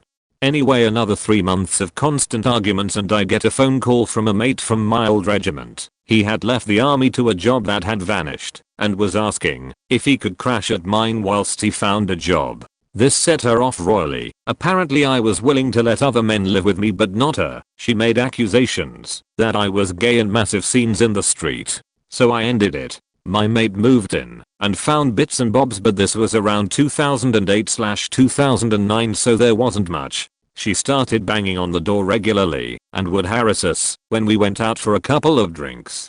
In the end, my boss offered me a couple of jobs that were abroad. So I left my bank card at home for my mates to get some food. Anyway, I was in Uzbekistan at a chemical plant for 3 weeks on the commissioning team when I get a email from my mate saying she's been telling everyone I've been arrested and in prison. I just laughed this off. Somehow by return date got leaked. I flew into Cardiff from Amsterdam and was picked up by a pair of police officers. They drove me to a police station and informed me that I was being investigated in regards to multiple accusations of sexual assaults. Anyway, long story short, the detective was pretty good. The dates that she had given them were all verified with my company and border agency, and 9/10 times I was at least 600 miles away from her. One, I was literally in the air heading to Malaysia. The 10th time I had photographic evidence that I was in Scotland just about to climb Ben Nevis. The only issue I had was my bank statement said I was purchasing at my local Tesco's during this time, so there was a whole line of investigation that I was sneaking home to assault her and stopping off for a quick shop at Tesco's on the way out. So the investigation got dropped. I tried to get a complaint against her raised, but the police wanted nothing to do with that. So I then spent a year living in the village, get the looks, and muttered comments 'cause there's no smoke without fire. She was walking around like some victim wronged by society and would smirk when she saw me getting shit of people. Eventually I moved out of the village to a much nicer area. My friend got a decent job and moved out to. Last I heard, she was a single mother to a chavvy druggie, so I guess karma is a thing. When I was 18 I worked at a game store and every now and then I would get gamer girls try to hook up with me and they would be really weird about it, like spending a large amounts of time in the store just being a little creepy. One of the days one of the girls strikes up a conversation with me and she was pretty nice and friendly and she asked me if I wanted to meet her sometime and I agreed. After she left my supervisor said I shouldn't meet her and I asked why. So he told me his mum knew her mum and she was 15 years old, which took me by surprise cause she looked and acted my age. I told her the next time I saw her I didn't realize her age and I was sorry, but it wouldn't work out. So she seemed to get desperate and tried to assure me she was 17 while wearing school uniform. I told her she wouldn't still be in high school if she was 17. I went home and later that night she adds me on MSN Messenger and I accepted for some reason, which was a terrible idea because she instantly sent me a nude of herself, to which I replied saying I could go to jail for it, and we stopped talking. Fast forward 9 years and I had just broken up with my fiancé and was moving back to the UK from Sweden. During the process of moving home I get added on Facebook by the girl from the past, which at the time didn't seem weird at all. Anyway, after a while of being friends one thing leads to another and we start dating. During us dating she would turn up outside my house in her car and message me asking if I wanted to hang out, which wasn't a huge deal, but she did this every single day and I was still a bit mixed up about my ex, so sometimes I would say I wasn't in the mood and wanted some alone time, but she would sit outside my house for an hour or so and message me again asking if I was feeling better and wanted to hang out again. It all became way too much for me. I was feeling suffocated because I wanted to move slowly and she was just there every day constantly messaging me and smothering me. I told her that I wanted to move slowly because I still felt vulnerable, to which she told me that she has waited 9 years for me and still hasn't forgiven me for not choosing her when we were teenagers and I should make it up to her for choosing my ex over her in the past. It hit me that this girl had practically been stalking me online since I first met her, so I asked her to elaborate and she confirmed she had been waiting for me to break up with my ex so she could get another chance. I broke up with her because I just couldn't handle it, and luckily she didn't take it very well and deleted/blocked me on everything, which was good because I was hoping she wouldn't turn into an actual stalker.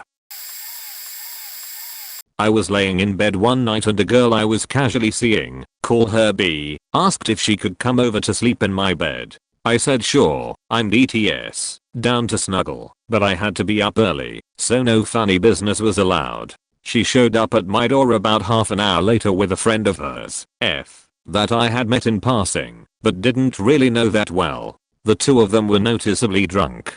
They walked into my room, immediately stripped down to their underwear, and got into my bed. At this point, I'm thinking, well, this is weird, but I was tired and didn't really care, so I got into bed. They positioned themselves on either side of me, but like I said, I was DTS, so again I didn't think much of it and just rolled over, put my arm around B, and closed my eyes to fall asleep. At this point, F also put her arm around me and snuggled in behind me. I was pretty cozy, so again, I was fine with it. B started rubbing up against me and F started rubbing my chest, which naturally got me kind of aroused. Once I was hard, B gets out of bed and faking leaves. As soon as she is out the door, I roll over to see if F is also leaving, but she sits up, rolls on top of me, straddles me, and starts trying to kiss my neck. I was no longer fine with things. I sat up, pushed her off of me, and asked what she was doing. F, trying hard to be sexy, says something along the lines of wanting to do more than cuddle. I told her I wasn't down, but she just wouldn't take no for an answer. I pushed her off and went to get my phone so I could text B to tell her to come back for her friend. F follows me across the room on her faking hands and knees and starts grabbing and rubbing at my crotch and says, "You can do whatever you want to me." I told her again, "No, we are not doing that." Immediately tears well up in her eyes and she starts crying saying, "I've never been with anyone before and I want my first time to be with you, no strings attached." B said you would do it. At this point, I just flat out told her it wasn't happening and I wasn't interested in her that way. F starts faking bawling saying how no men want her and all kinds of sad shit. so I sat down in my chair and tried to calm her down. She eventually stopped crying. We talked about how she was feeling for a bit. I told her she's better than that and she'll find someone. Eventually, she seemed like she had accepted that nothing was going to happen between us and asked if she could still stay the night, but just to sleep. Me, being an idiot but feeling bad, said fine, but I was going to sleep. I got back into bed, and not 5 minutes later Ref was rubbing me again. To say I was pissed is an understatement. I got out of bed, turned on the lights, and told her to get the fuck out. She started crying again, but got dressed and reluctantly left. About 10 minutes later my phone rang, and it was B. I picked up the phone, and she let loose on me, saying F had come back to her place in tears, and demanding to know why I wouldn't just fuck her friend. I was faking furious at this point. I told her what she did was disgusting, that she should lose my number, and hung up. I went to sleep, and B and I never spoke again. Late to the party, but it's a party relevant to me. I worked in a restaurant serving for a while. A new girl was hired on, and we got along fairly well. I was in a relationship, so it was just small talk at work.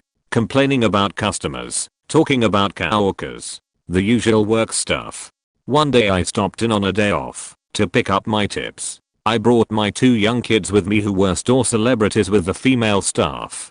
The new girl came over and started gushing about how cute they are. Nothing I haven't heard 1,000 times before, except one that caught me off guard.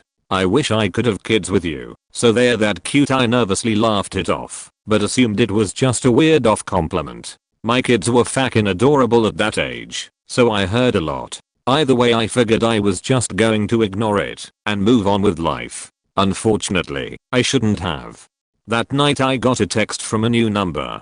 Turned out to be her. She got my number from our scheduling app and texted me. It was kinda commonplace for that to happen, since that's how we found people to cover shifts, but she obviously just wanted to talk. I sent a few short responses to be nice, then stopped responding. I hate texting, so I just had no desire to put the energy into conversing some random new girl at work. I went to bed and woke up the next day to way too many missed texts, ranging from "Are you ignoring me?" to "Hey, wanna come over?" at 2 AM, to "Your kids are so cute, I want to have your cute babies," to "Here's my ticks, insert tick pic."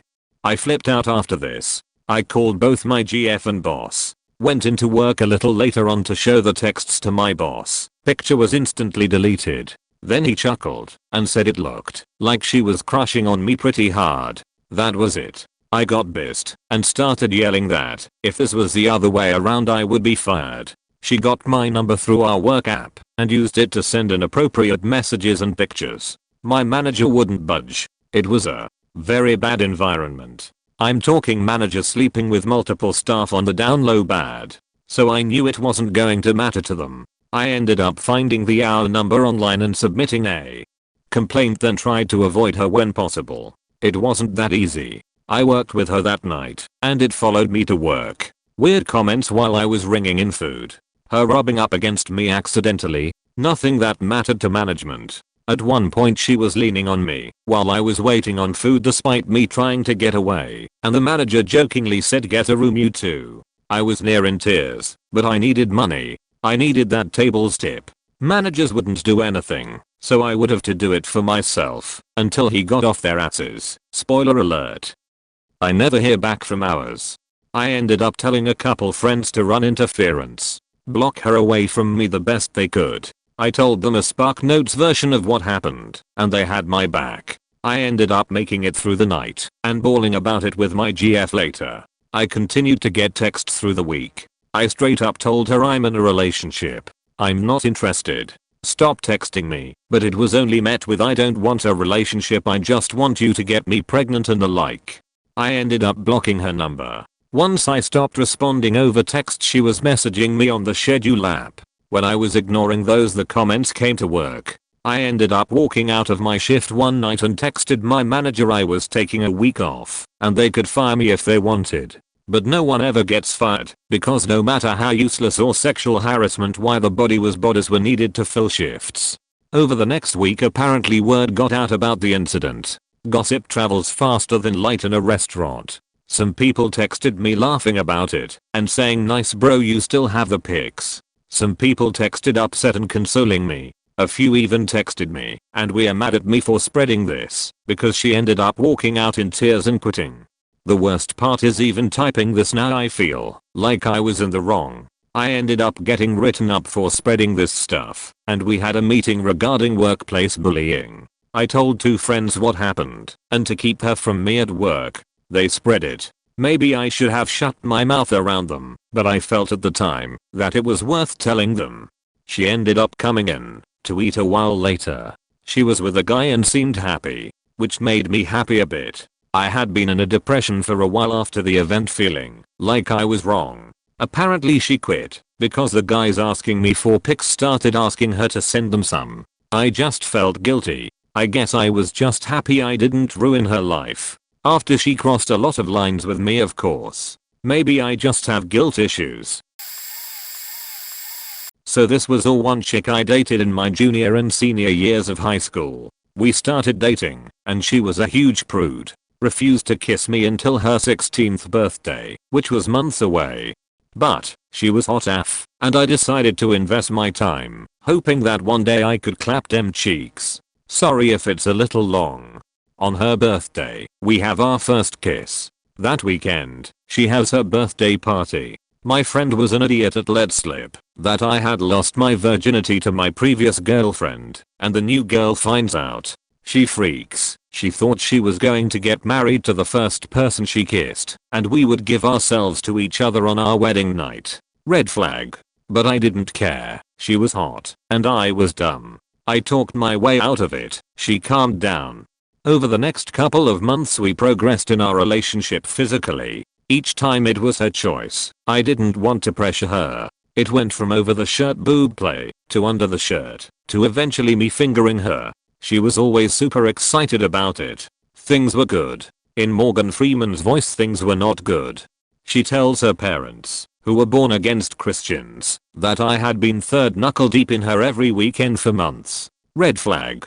She was hot, but I was dumb. I didn't care. Her dad sat me down and had a talk with me. I've literally never had a more awkward experience with another man to this day, and I have had a doctor lean out the door in the exam room and say out loud to God and everyone in the building, I need lube and proceed to give me a prostate exam. It was awful. So we stopped doing anything more than kissing.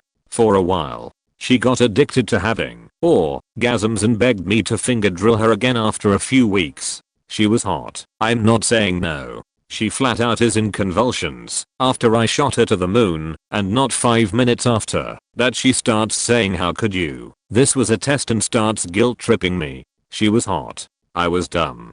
Things kept going that way for another month or 2, her begging for it, I blast her off, her not returning the favor, then her getting mad that I did exactly what she wanted. One day I'm talking to her on the phone, landlines because this was 2002, and I hear like stuff being thrown around. I hear her screaming, and then silence. I thought her Christian as parents were mad at her for being a slut or something.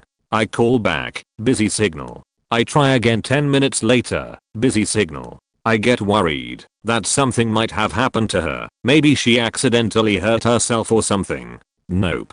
She calls me an hour later saying her ex came to her house while her parents and siblings were conveniently put of the house and forced her to talk things out. She said she was scared of him. He was a drug dealer, all kinds of shit. She was hot, and I was faking dumb. I believed her, as because pussy will blind you. This went on for weeks. She kept acting scared, pretended to get kidnapped and sexually assaulted. She eventually fessed up, saying she wanted to keep our relationship sexual because it made her feel good, but she was also feeling guilty because God was watching her sin. Red faking. Flags. But she was hot, and I was so faking dumb. About 6 months later, things between us were better. She had stopped feeling guilty about what we were doing, as far as I knew anyway. She wasn't getting mad at me, she wasn't telling her dad, she wasn't faking felonies. Anyway, she, my friend, and I went over to another friend's house because he had a hot tub. We relaxed in there for a while, got out, ordered pizza, watched a movie, then my friend took her home and dropped me off. A shitstorm was brewing. We end up breaking up soon after. We stayed friends, we'd hang out at each other's houses, you know, all that stuff. She ends up telling her parents that my 2 friends and I raped her that night we went hot tubbing. Her parents called my friend's parents who owned the house we were hot tubbing at, and it became a whole thing. My friend's parents were threatening to sue if they kept lying. Ex's parents said she would never lie about being raped by 3 guys. Friend's parents said our other friend couldn't have raped her because he was gayer than the night is long, and they, friend's parents, were home the entire time. She, again, fessed up about lying. Then, she said she wanted to get back together with me. And, I shit you not, her being as hot as she was, and me being as dumb as I was, took her as back. We dated for another 6 months behind her parents' back, with her stringing my ass along the whole time. TLDR, when I was in high school I dated a girl that was so hot it made me stupid, and I stayed with her through all kinds of faked up lies and accusations, and many red flags. This one still bothers me to this day. Dated a girl for about a year who lived in a garden level, basement, apartment. Never lived together, but I used to go over to her place quite often, at least 3 times a week, and would spend the night. We had incredible chemistry and the sex was very good. Only thing was that, during, she was incredibly animated and loud. I often wondered how we never received any complaints from her neighbors. It was to the point that on a number of occasions I had to ask her if she was faking, just to make me feel good, or if it was legit. She always responded roughly the same way. She appeared genuinely offended and upset, and said something along the lines of, "How could you ask me that? Of course it's real." Feeling confident in my lover-making abilities, and not wanting to cause a problem in what otherwise appeared to be a good relationship, I never pushed any further. One day, near the 1-year mark, she said she would like me to meet her parents. At first I was hesitant, because I hadn't ever met a girlfriend's parents that quickly in a relationship before, but she insisted, and, as things were going well, I relented. She said it would be dinner next week at her parents' place. I felt relief that I had some time to mentally prepare myself. Little did he know. A week passed uneventfully. I had spent the night before at her place, so we could get ready and leave from there in her car as I didn't have one at the time, and she obviously knew the way to her parents' place and I didn't. We had sex, and she was her usual loud and animated self. So, the night of the next day, we were both getting ready to go, and, realizing that she never told me what time dinner was going to be, I asked what time we had to leave. She said, "Don't worry, I'll let you know." At 5 to 7 o'clock she announced that we had to get going. She grabbed her purse, I grabbed my wallet, and out the door we went. We climbed the stairs, her in front of me. She reached ground level, and immediately proceeded to turn right to head up the flight at the front of her apartment building. Standing at the bottom of the stairs, I stared as she began knocking loudly at the door. Naturally, I was confused. In quick succession, the following thoughts crossed my mind. She's never said anything about the upstairs neighbors. I've never seen her associate with the upstairs neighbors. Maybe she just needs to get something from the upstairs neighbors. What the fuck is happening right now? Door opened. An older couple presented themselves, smiled, greeted, and embraced her as their daughter. Her parents lived upstairs. Her parents were the upstairs neighbors. Eyes widened with a slight tremble in my step. I ascended, entered, and fuck me, if I didn't go on to have the most awkward and bizarre dinner of my entire life, while she and her parents acted as if all was entirely normal. Broke up with her the very next day, and, thankfully, haven't seen her or her parents since. I'll keep it short. My ex and I were together for a few months. She loved texting constantly, even if we had just hung out all day, and I didn't. I told her I'd rather talk in person, or at least over the phone for an hour or so instead. Texting to me is slow, and not a good way to keep in touch with her. Anyways, so eventually these viewpoints we had boiled over, and she tried convincing me that I was the one that didn't like her anymore, because I couldn't find the time of day to text constantly. I told her that was crazy. I still liked her, and that she knew I didn't like texting. For days she harassed me about me not liking her anymore, because I didn't text her for 2 days, even though she never texted me either. It took about 5 days of non-stop harassment from her for me to realize that maybe she's kinda loco, and for me to break up with her if she can't handle to faking days of not texting. And it's not like I was sitting at home doing nothing. At the time I worked around 50 to 60 hours a week. I was pretty busy back then trying to juggle 2 jobs, trade school, and my social life. Here's where the sad and creepy part comes in. It turns out this girl was faking crazy and obsessive. How did I learn this? Because the morning after our breakup she sends me a video of her getting faked by some guy. Not the night after, the morning after. I don't respond. I just immediately block her number and her social media accounts. Then she makes an alt account, and she sends me another video of her faking another dude about 3 hours later. I then private all my social media so only friends can send me stuff.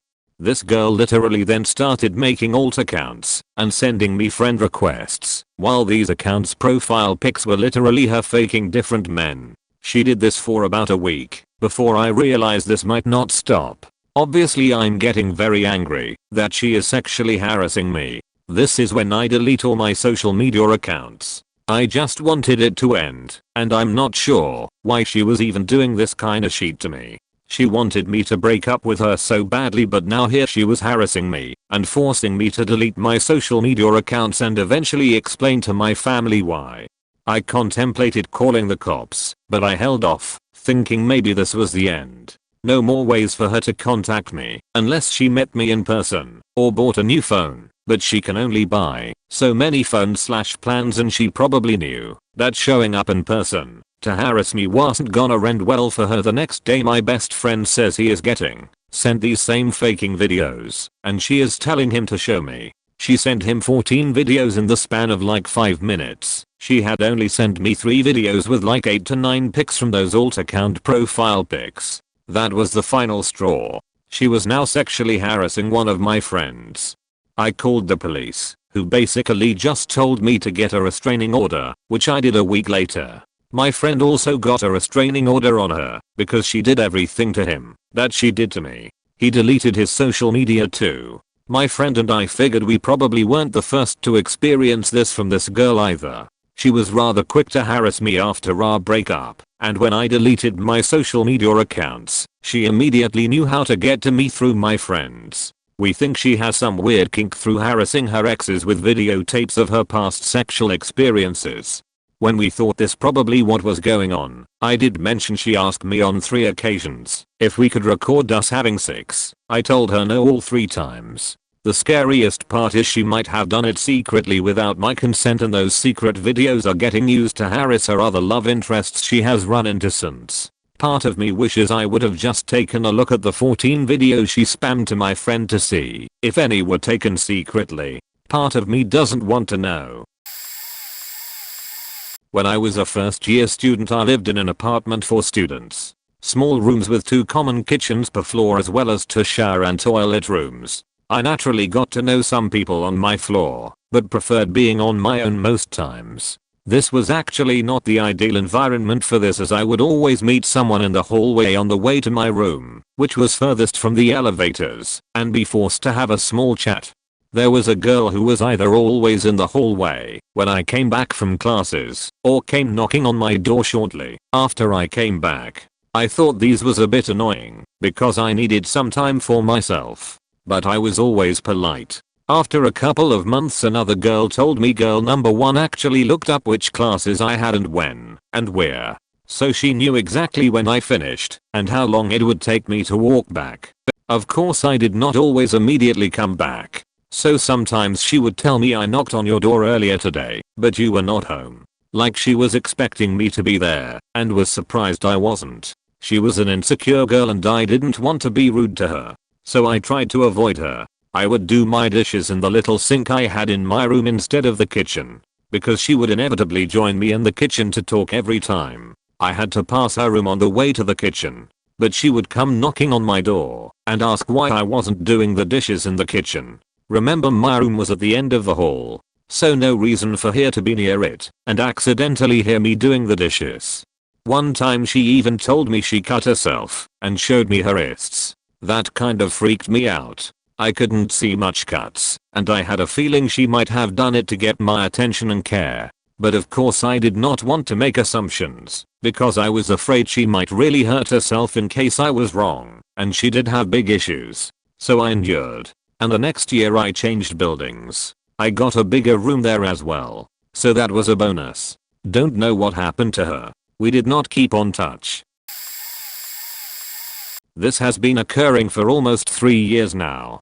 Dated this girl for about 5 to 6 months in high school. Ended up breaking up with her right after my senior prom because she constantly told me her ex was staring at her and I the entire night and would not stop talking about him.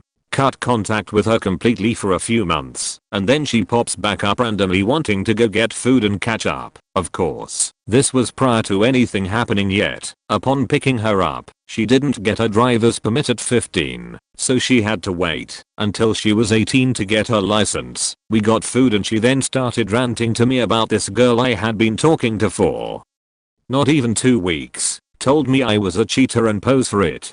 Quickly took her home after that and cut ties again. To get back at me, she ended up having her friends follow me on social media, specifically on my burner Finsta account, and have them send what I posted on there to her. Ended up using them against me and attacking me, threatening me, and finding out that I had completely moved on from her. Fast forward some months, and she shows up to my job and accuses me of this fling with a coworker of mine, and then she randomly tries seducing me, in which I gave in and truly regret now. She held that against me and constantly used it to manipulate me and ruin any potential relationship that would come up, and had even waited for me to get off work to try talking to me and have me framed for cheating and being unloyal.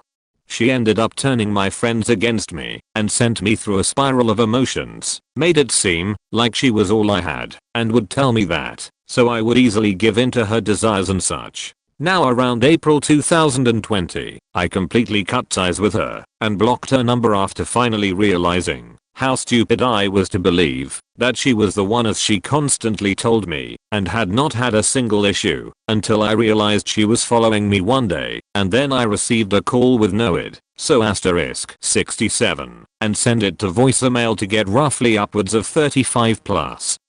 Blocked voicemails for a few months from her.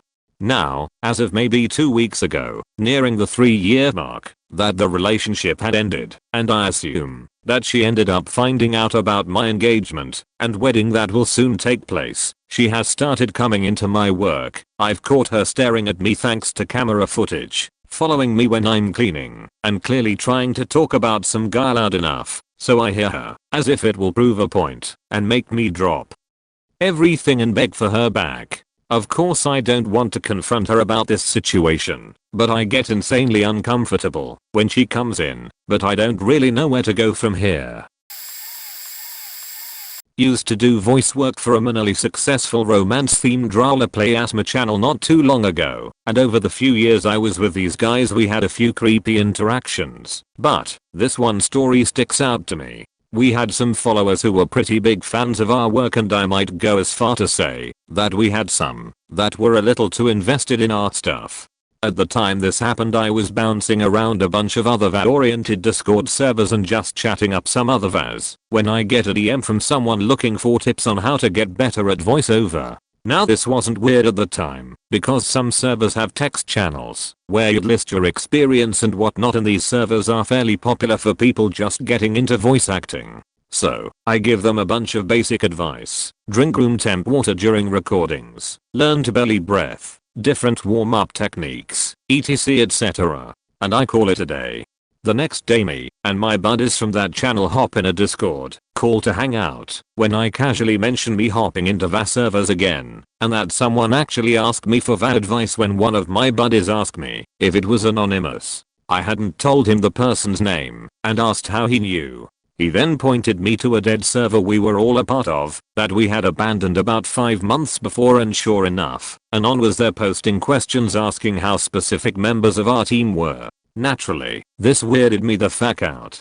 Not only had this server been dead for literal months, but the only way to even find it was to click through multiple people's YouTube channels that our channel had been affiliated with at one point or another. Like I'm talking about going down a small rabbit hole finding a link to a random Discord server from a very small id channel that had about 6 levels of separation from our own, and hope that we were all somehow involved in that Discord server at all. We were all collectively unsettled by that revelation, and had an emergency meeting to make sure everyone was okay. Talk about keeping your data/IRL personal information safe, how to interact with our audience during streams, and in the comments from now on. Talked extensively about VPNs. It was some scary shit. I've had a lot of creepy interactions with people, but that's is the one that's going to stick with me for a good long while. TLDR, a fan of a voiceover project I was involved in, tracked down a dead Discord server. Me and my VA buddies were involved in an attempt to get close to us. I was thinking about asking this same question the other day. Sorry for formatting. On mobile. This was in rural northern England for context. A small town of maybe 3,000 people. When I was 18. Circa 2006, I was living alone in a 2-room flat above a restaurant. There were 5 other flats in the building that all exited through a courtyard in the back.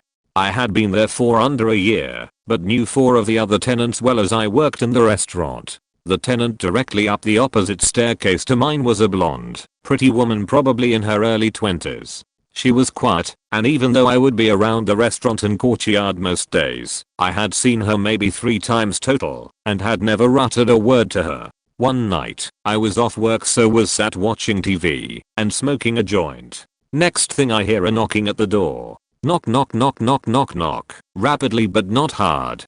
I ignore it as I'm high, and didn't want to deal with what I assumed was the middle-aged dude who lived next door, coming around to complain. But he usually knocked loudly and always called out my name when he had come knocking before. I stub the J and listen. Knock knock knock again, this time longer and more persistent. I decide to get up and open the door. As I unlock and swing the door open, I'm ready to field complaints about the weed smell when I'm met with a somewhat startled blonde woman. She immediately started saying words, not quite full sentences, rapidly but in the same quiet manner as the knocking. Once my eyes and brain finally processes who I was looking at, I asked if she was okay. More muttering, but I could make out. My boyfriend. My boyfriend. I invited her in, and she quickly scurried through to the living room and plonked herself on the sofa. I asked if she wanted a glass of water, assuming alcohol was involved in whatever was perturbing her. She didn't come across as drunk, just a nervous wreck. I took the water through to her and sat down. I didn't really know what to say, so I awkwardly stuck my hand out and introduced myself. She limply took my hand and let hers flap as I gently shook it. She did not volunteer her name and I didn't press her on it either. She seemed calm, but fidgety, and when I asked her what the matter was, she seemed to remember she was previously distressed and started muttering away about her boyfriend again. I asked if he had hurt her. No. I asked if he was threatening her. No. I asked if he was looking for her. No. She then blurted out that she was scared at home and run here to get away. I still had no clue what was going on, but if she was in danger, she could stay at my place for as long as she needed. I asked if we need to get the police involved. Picking my phone up, she reached over and patted the phone down while profusely saying no. Not forcefully, but she was determined I not call the police. I comply, but I'm still very confused. I sat back and didn't say anything, waiting for her to volunteer any more info. Nothing. She just sits there, staring at the muted TV for about a minute. All of a sudden, she jumps up, worrying and fretting. This was a mistake, she said repeatedly, and walked back to the front door. I get up, asking again if she was okay, but she was already out the door. I stood at the top of the stairs for a minute, then went back inside to finish the do and process what happened. This experience puzzled me for the next week, but I hadn't seen her or heard anything, so I assumed everything had been resolved. A week after that, a Sunday evening, I had finished with the lunch crowd at the restaurant and headed to my flat for some rest and relaxation. I hadn't even finished rolling my joint when that quiet, ominous metronome knocking started at the door again. Luckily the TV or stereo weren't on, so as far as she could tell, I was not home. More knocking around that lasted more than 30 seconds without a break in the beat. I sat dead still as to not creak the sofa springs or anything that might give me away. More knocking, this time more towards a full minute. I roughly counted as sat there, practically holding my breath. Silence for a minute. She must be gone now. Nope. More knocking but at faster tempo yet with barely any more force. I was freaking out at this point, so shot up and whipped the door open mid-knocking salvo. Listen, what as I started, before I was cut short by the mystery blonde girl thrusting a red box into my hands. She smiled for the first time it seems, and said, "Thank you, this is for you." She turned on her heel and trotted down the stairs and out of sight. Again, I was stood in my doorway, dumbfounded. I looked at the box and closed the door. Standing by the door I inspected it further. Its side were over 6 inches across, so it wasn't a small box. The texture of the outside reminded me of a ring box. I shook it lightly, but couldn't hear anything moving inside. It had a weight to it. There was something substantial in there. Thinking back, I probably should have thought about opening this mysterious red box for a bit longer than I did. I just opened it, curiosity winning out. The top opened much like a ring box would, slowly and with purpose. Inside was what I initially thought was a diamond. A giant 6-inch across diamond. I sat down. I gently took the massive fuck off gem out of the box and looked closer. This piece was cut in the typical diamond shape, but looking through it, I could tell it was glass. Maybe cut crystal or whatever, but not a proper diamond. Either way, I was not going to accept something like this from a total stranger.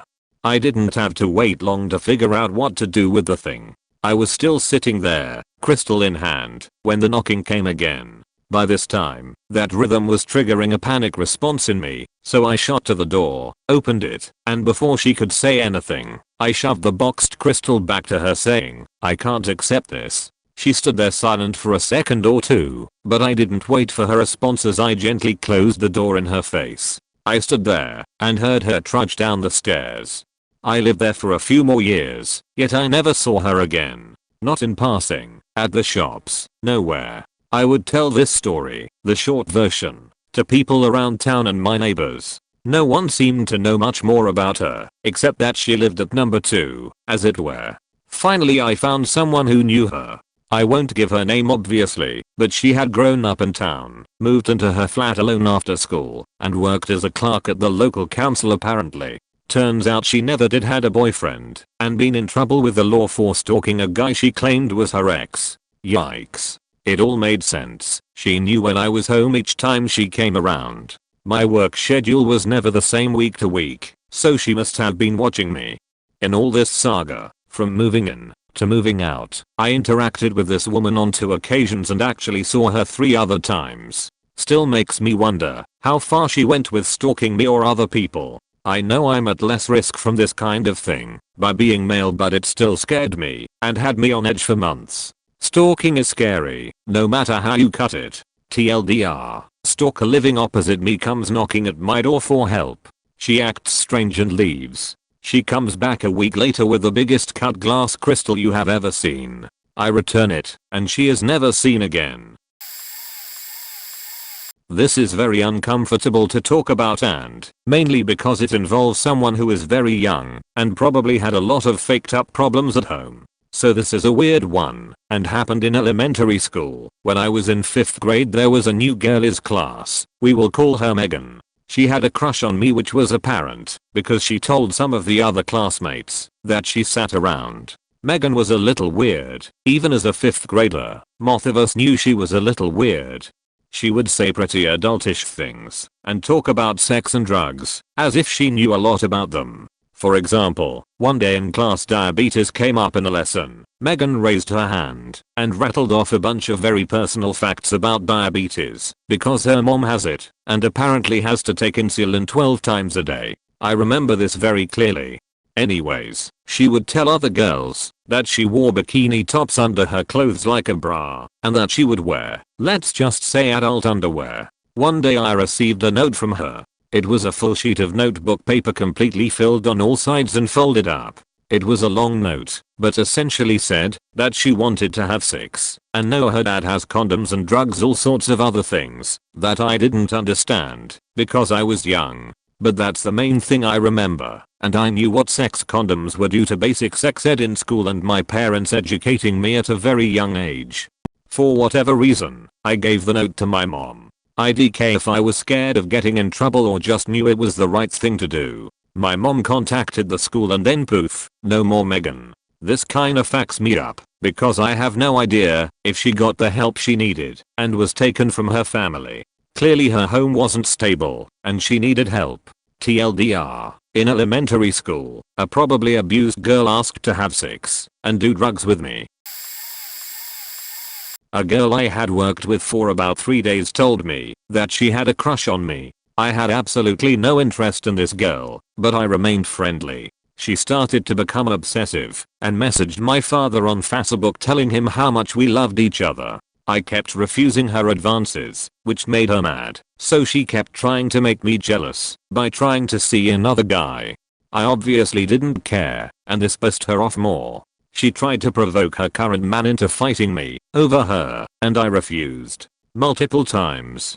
She once snuck into my work area and came around the corner and slammed her face into mine to kiss me. A few weeks later, she stopped seeing that guy, and she had called my phone and left a message while I was at my class. She cried about something her parents said to her and asked if I would meet her.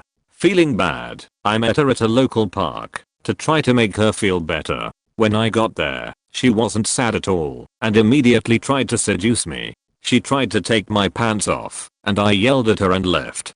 After a few more incidents of her sending messages to my family and friends, I told her never to talk to me again. I received hundreds of threatening and apologetic messages daily until one night I was leaving work and I spotted her car on the side of the road. She started chasing my car as a police officer would, sideswiped it, and caused me to wreck my car.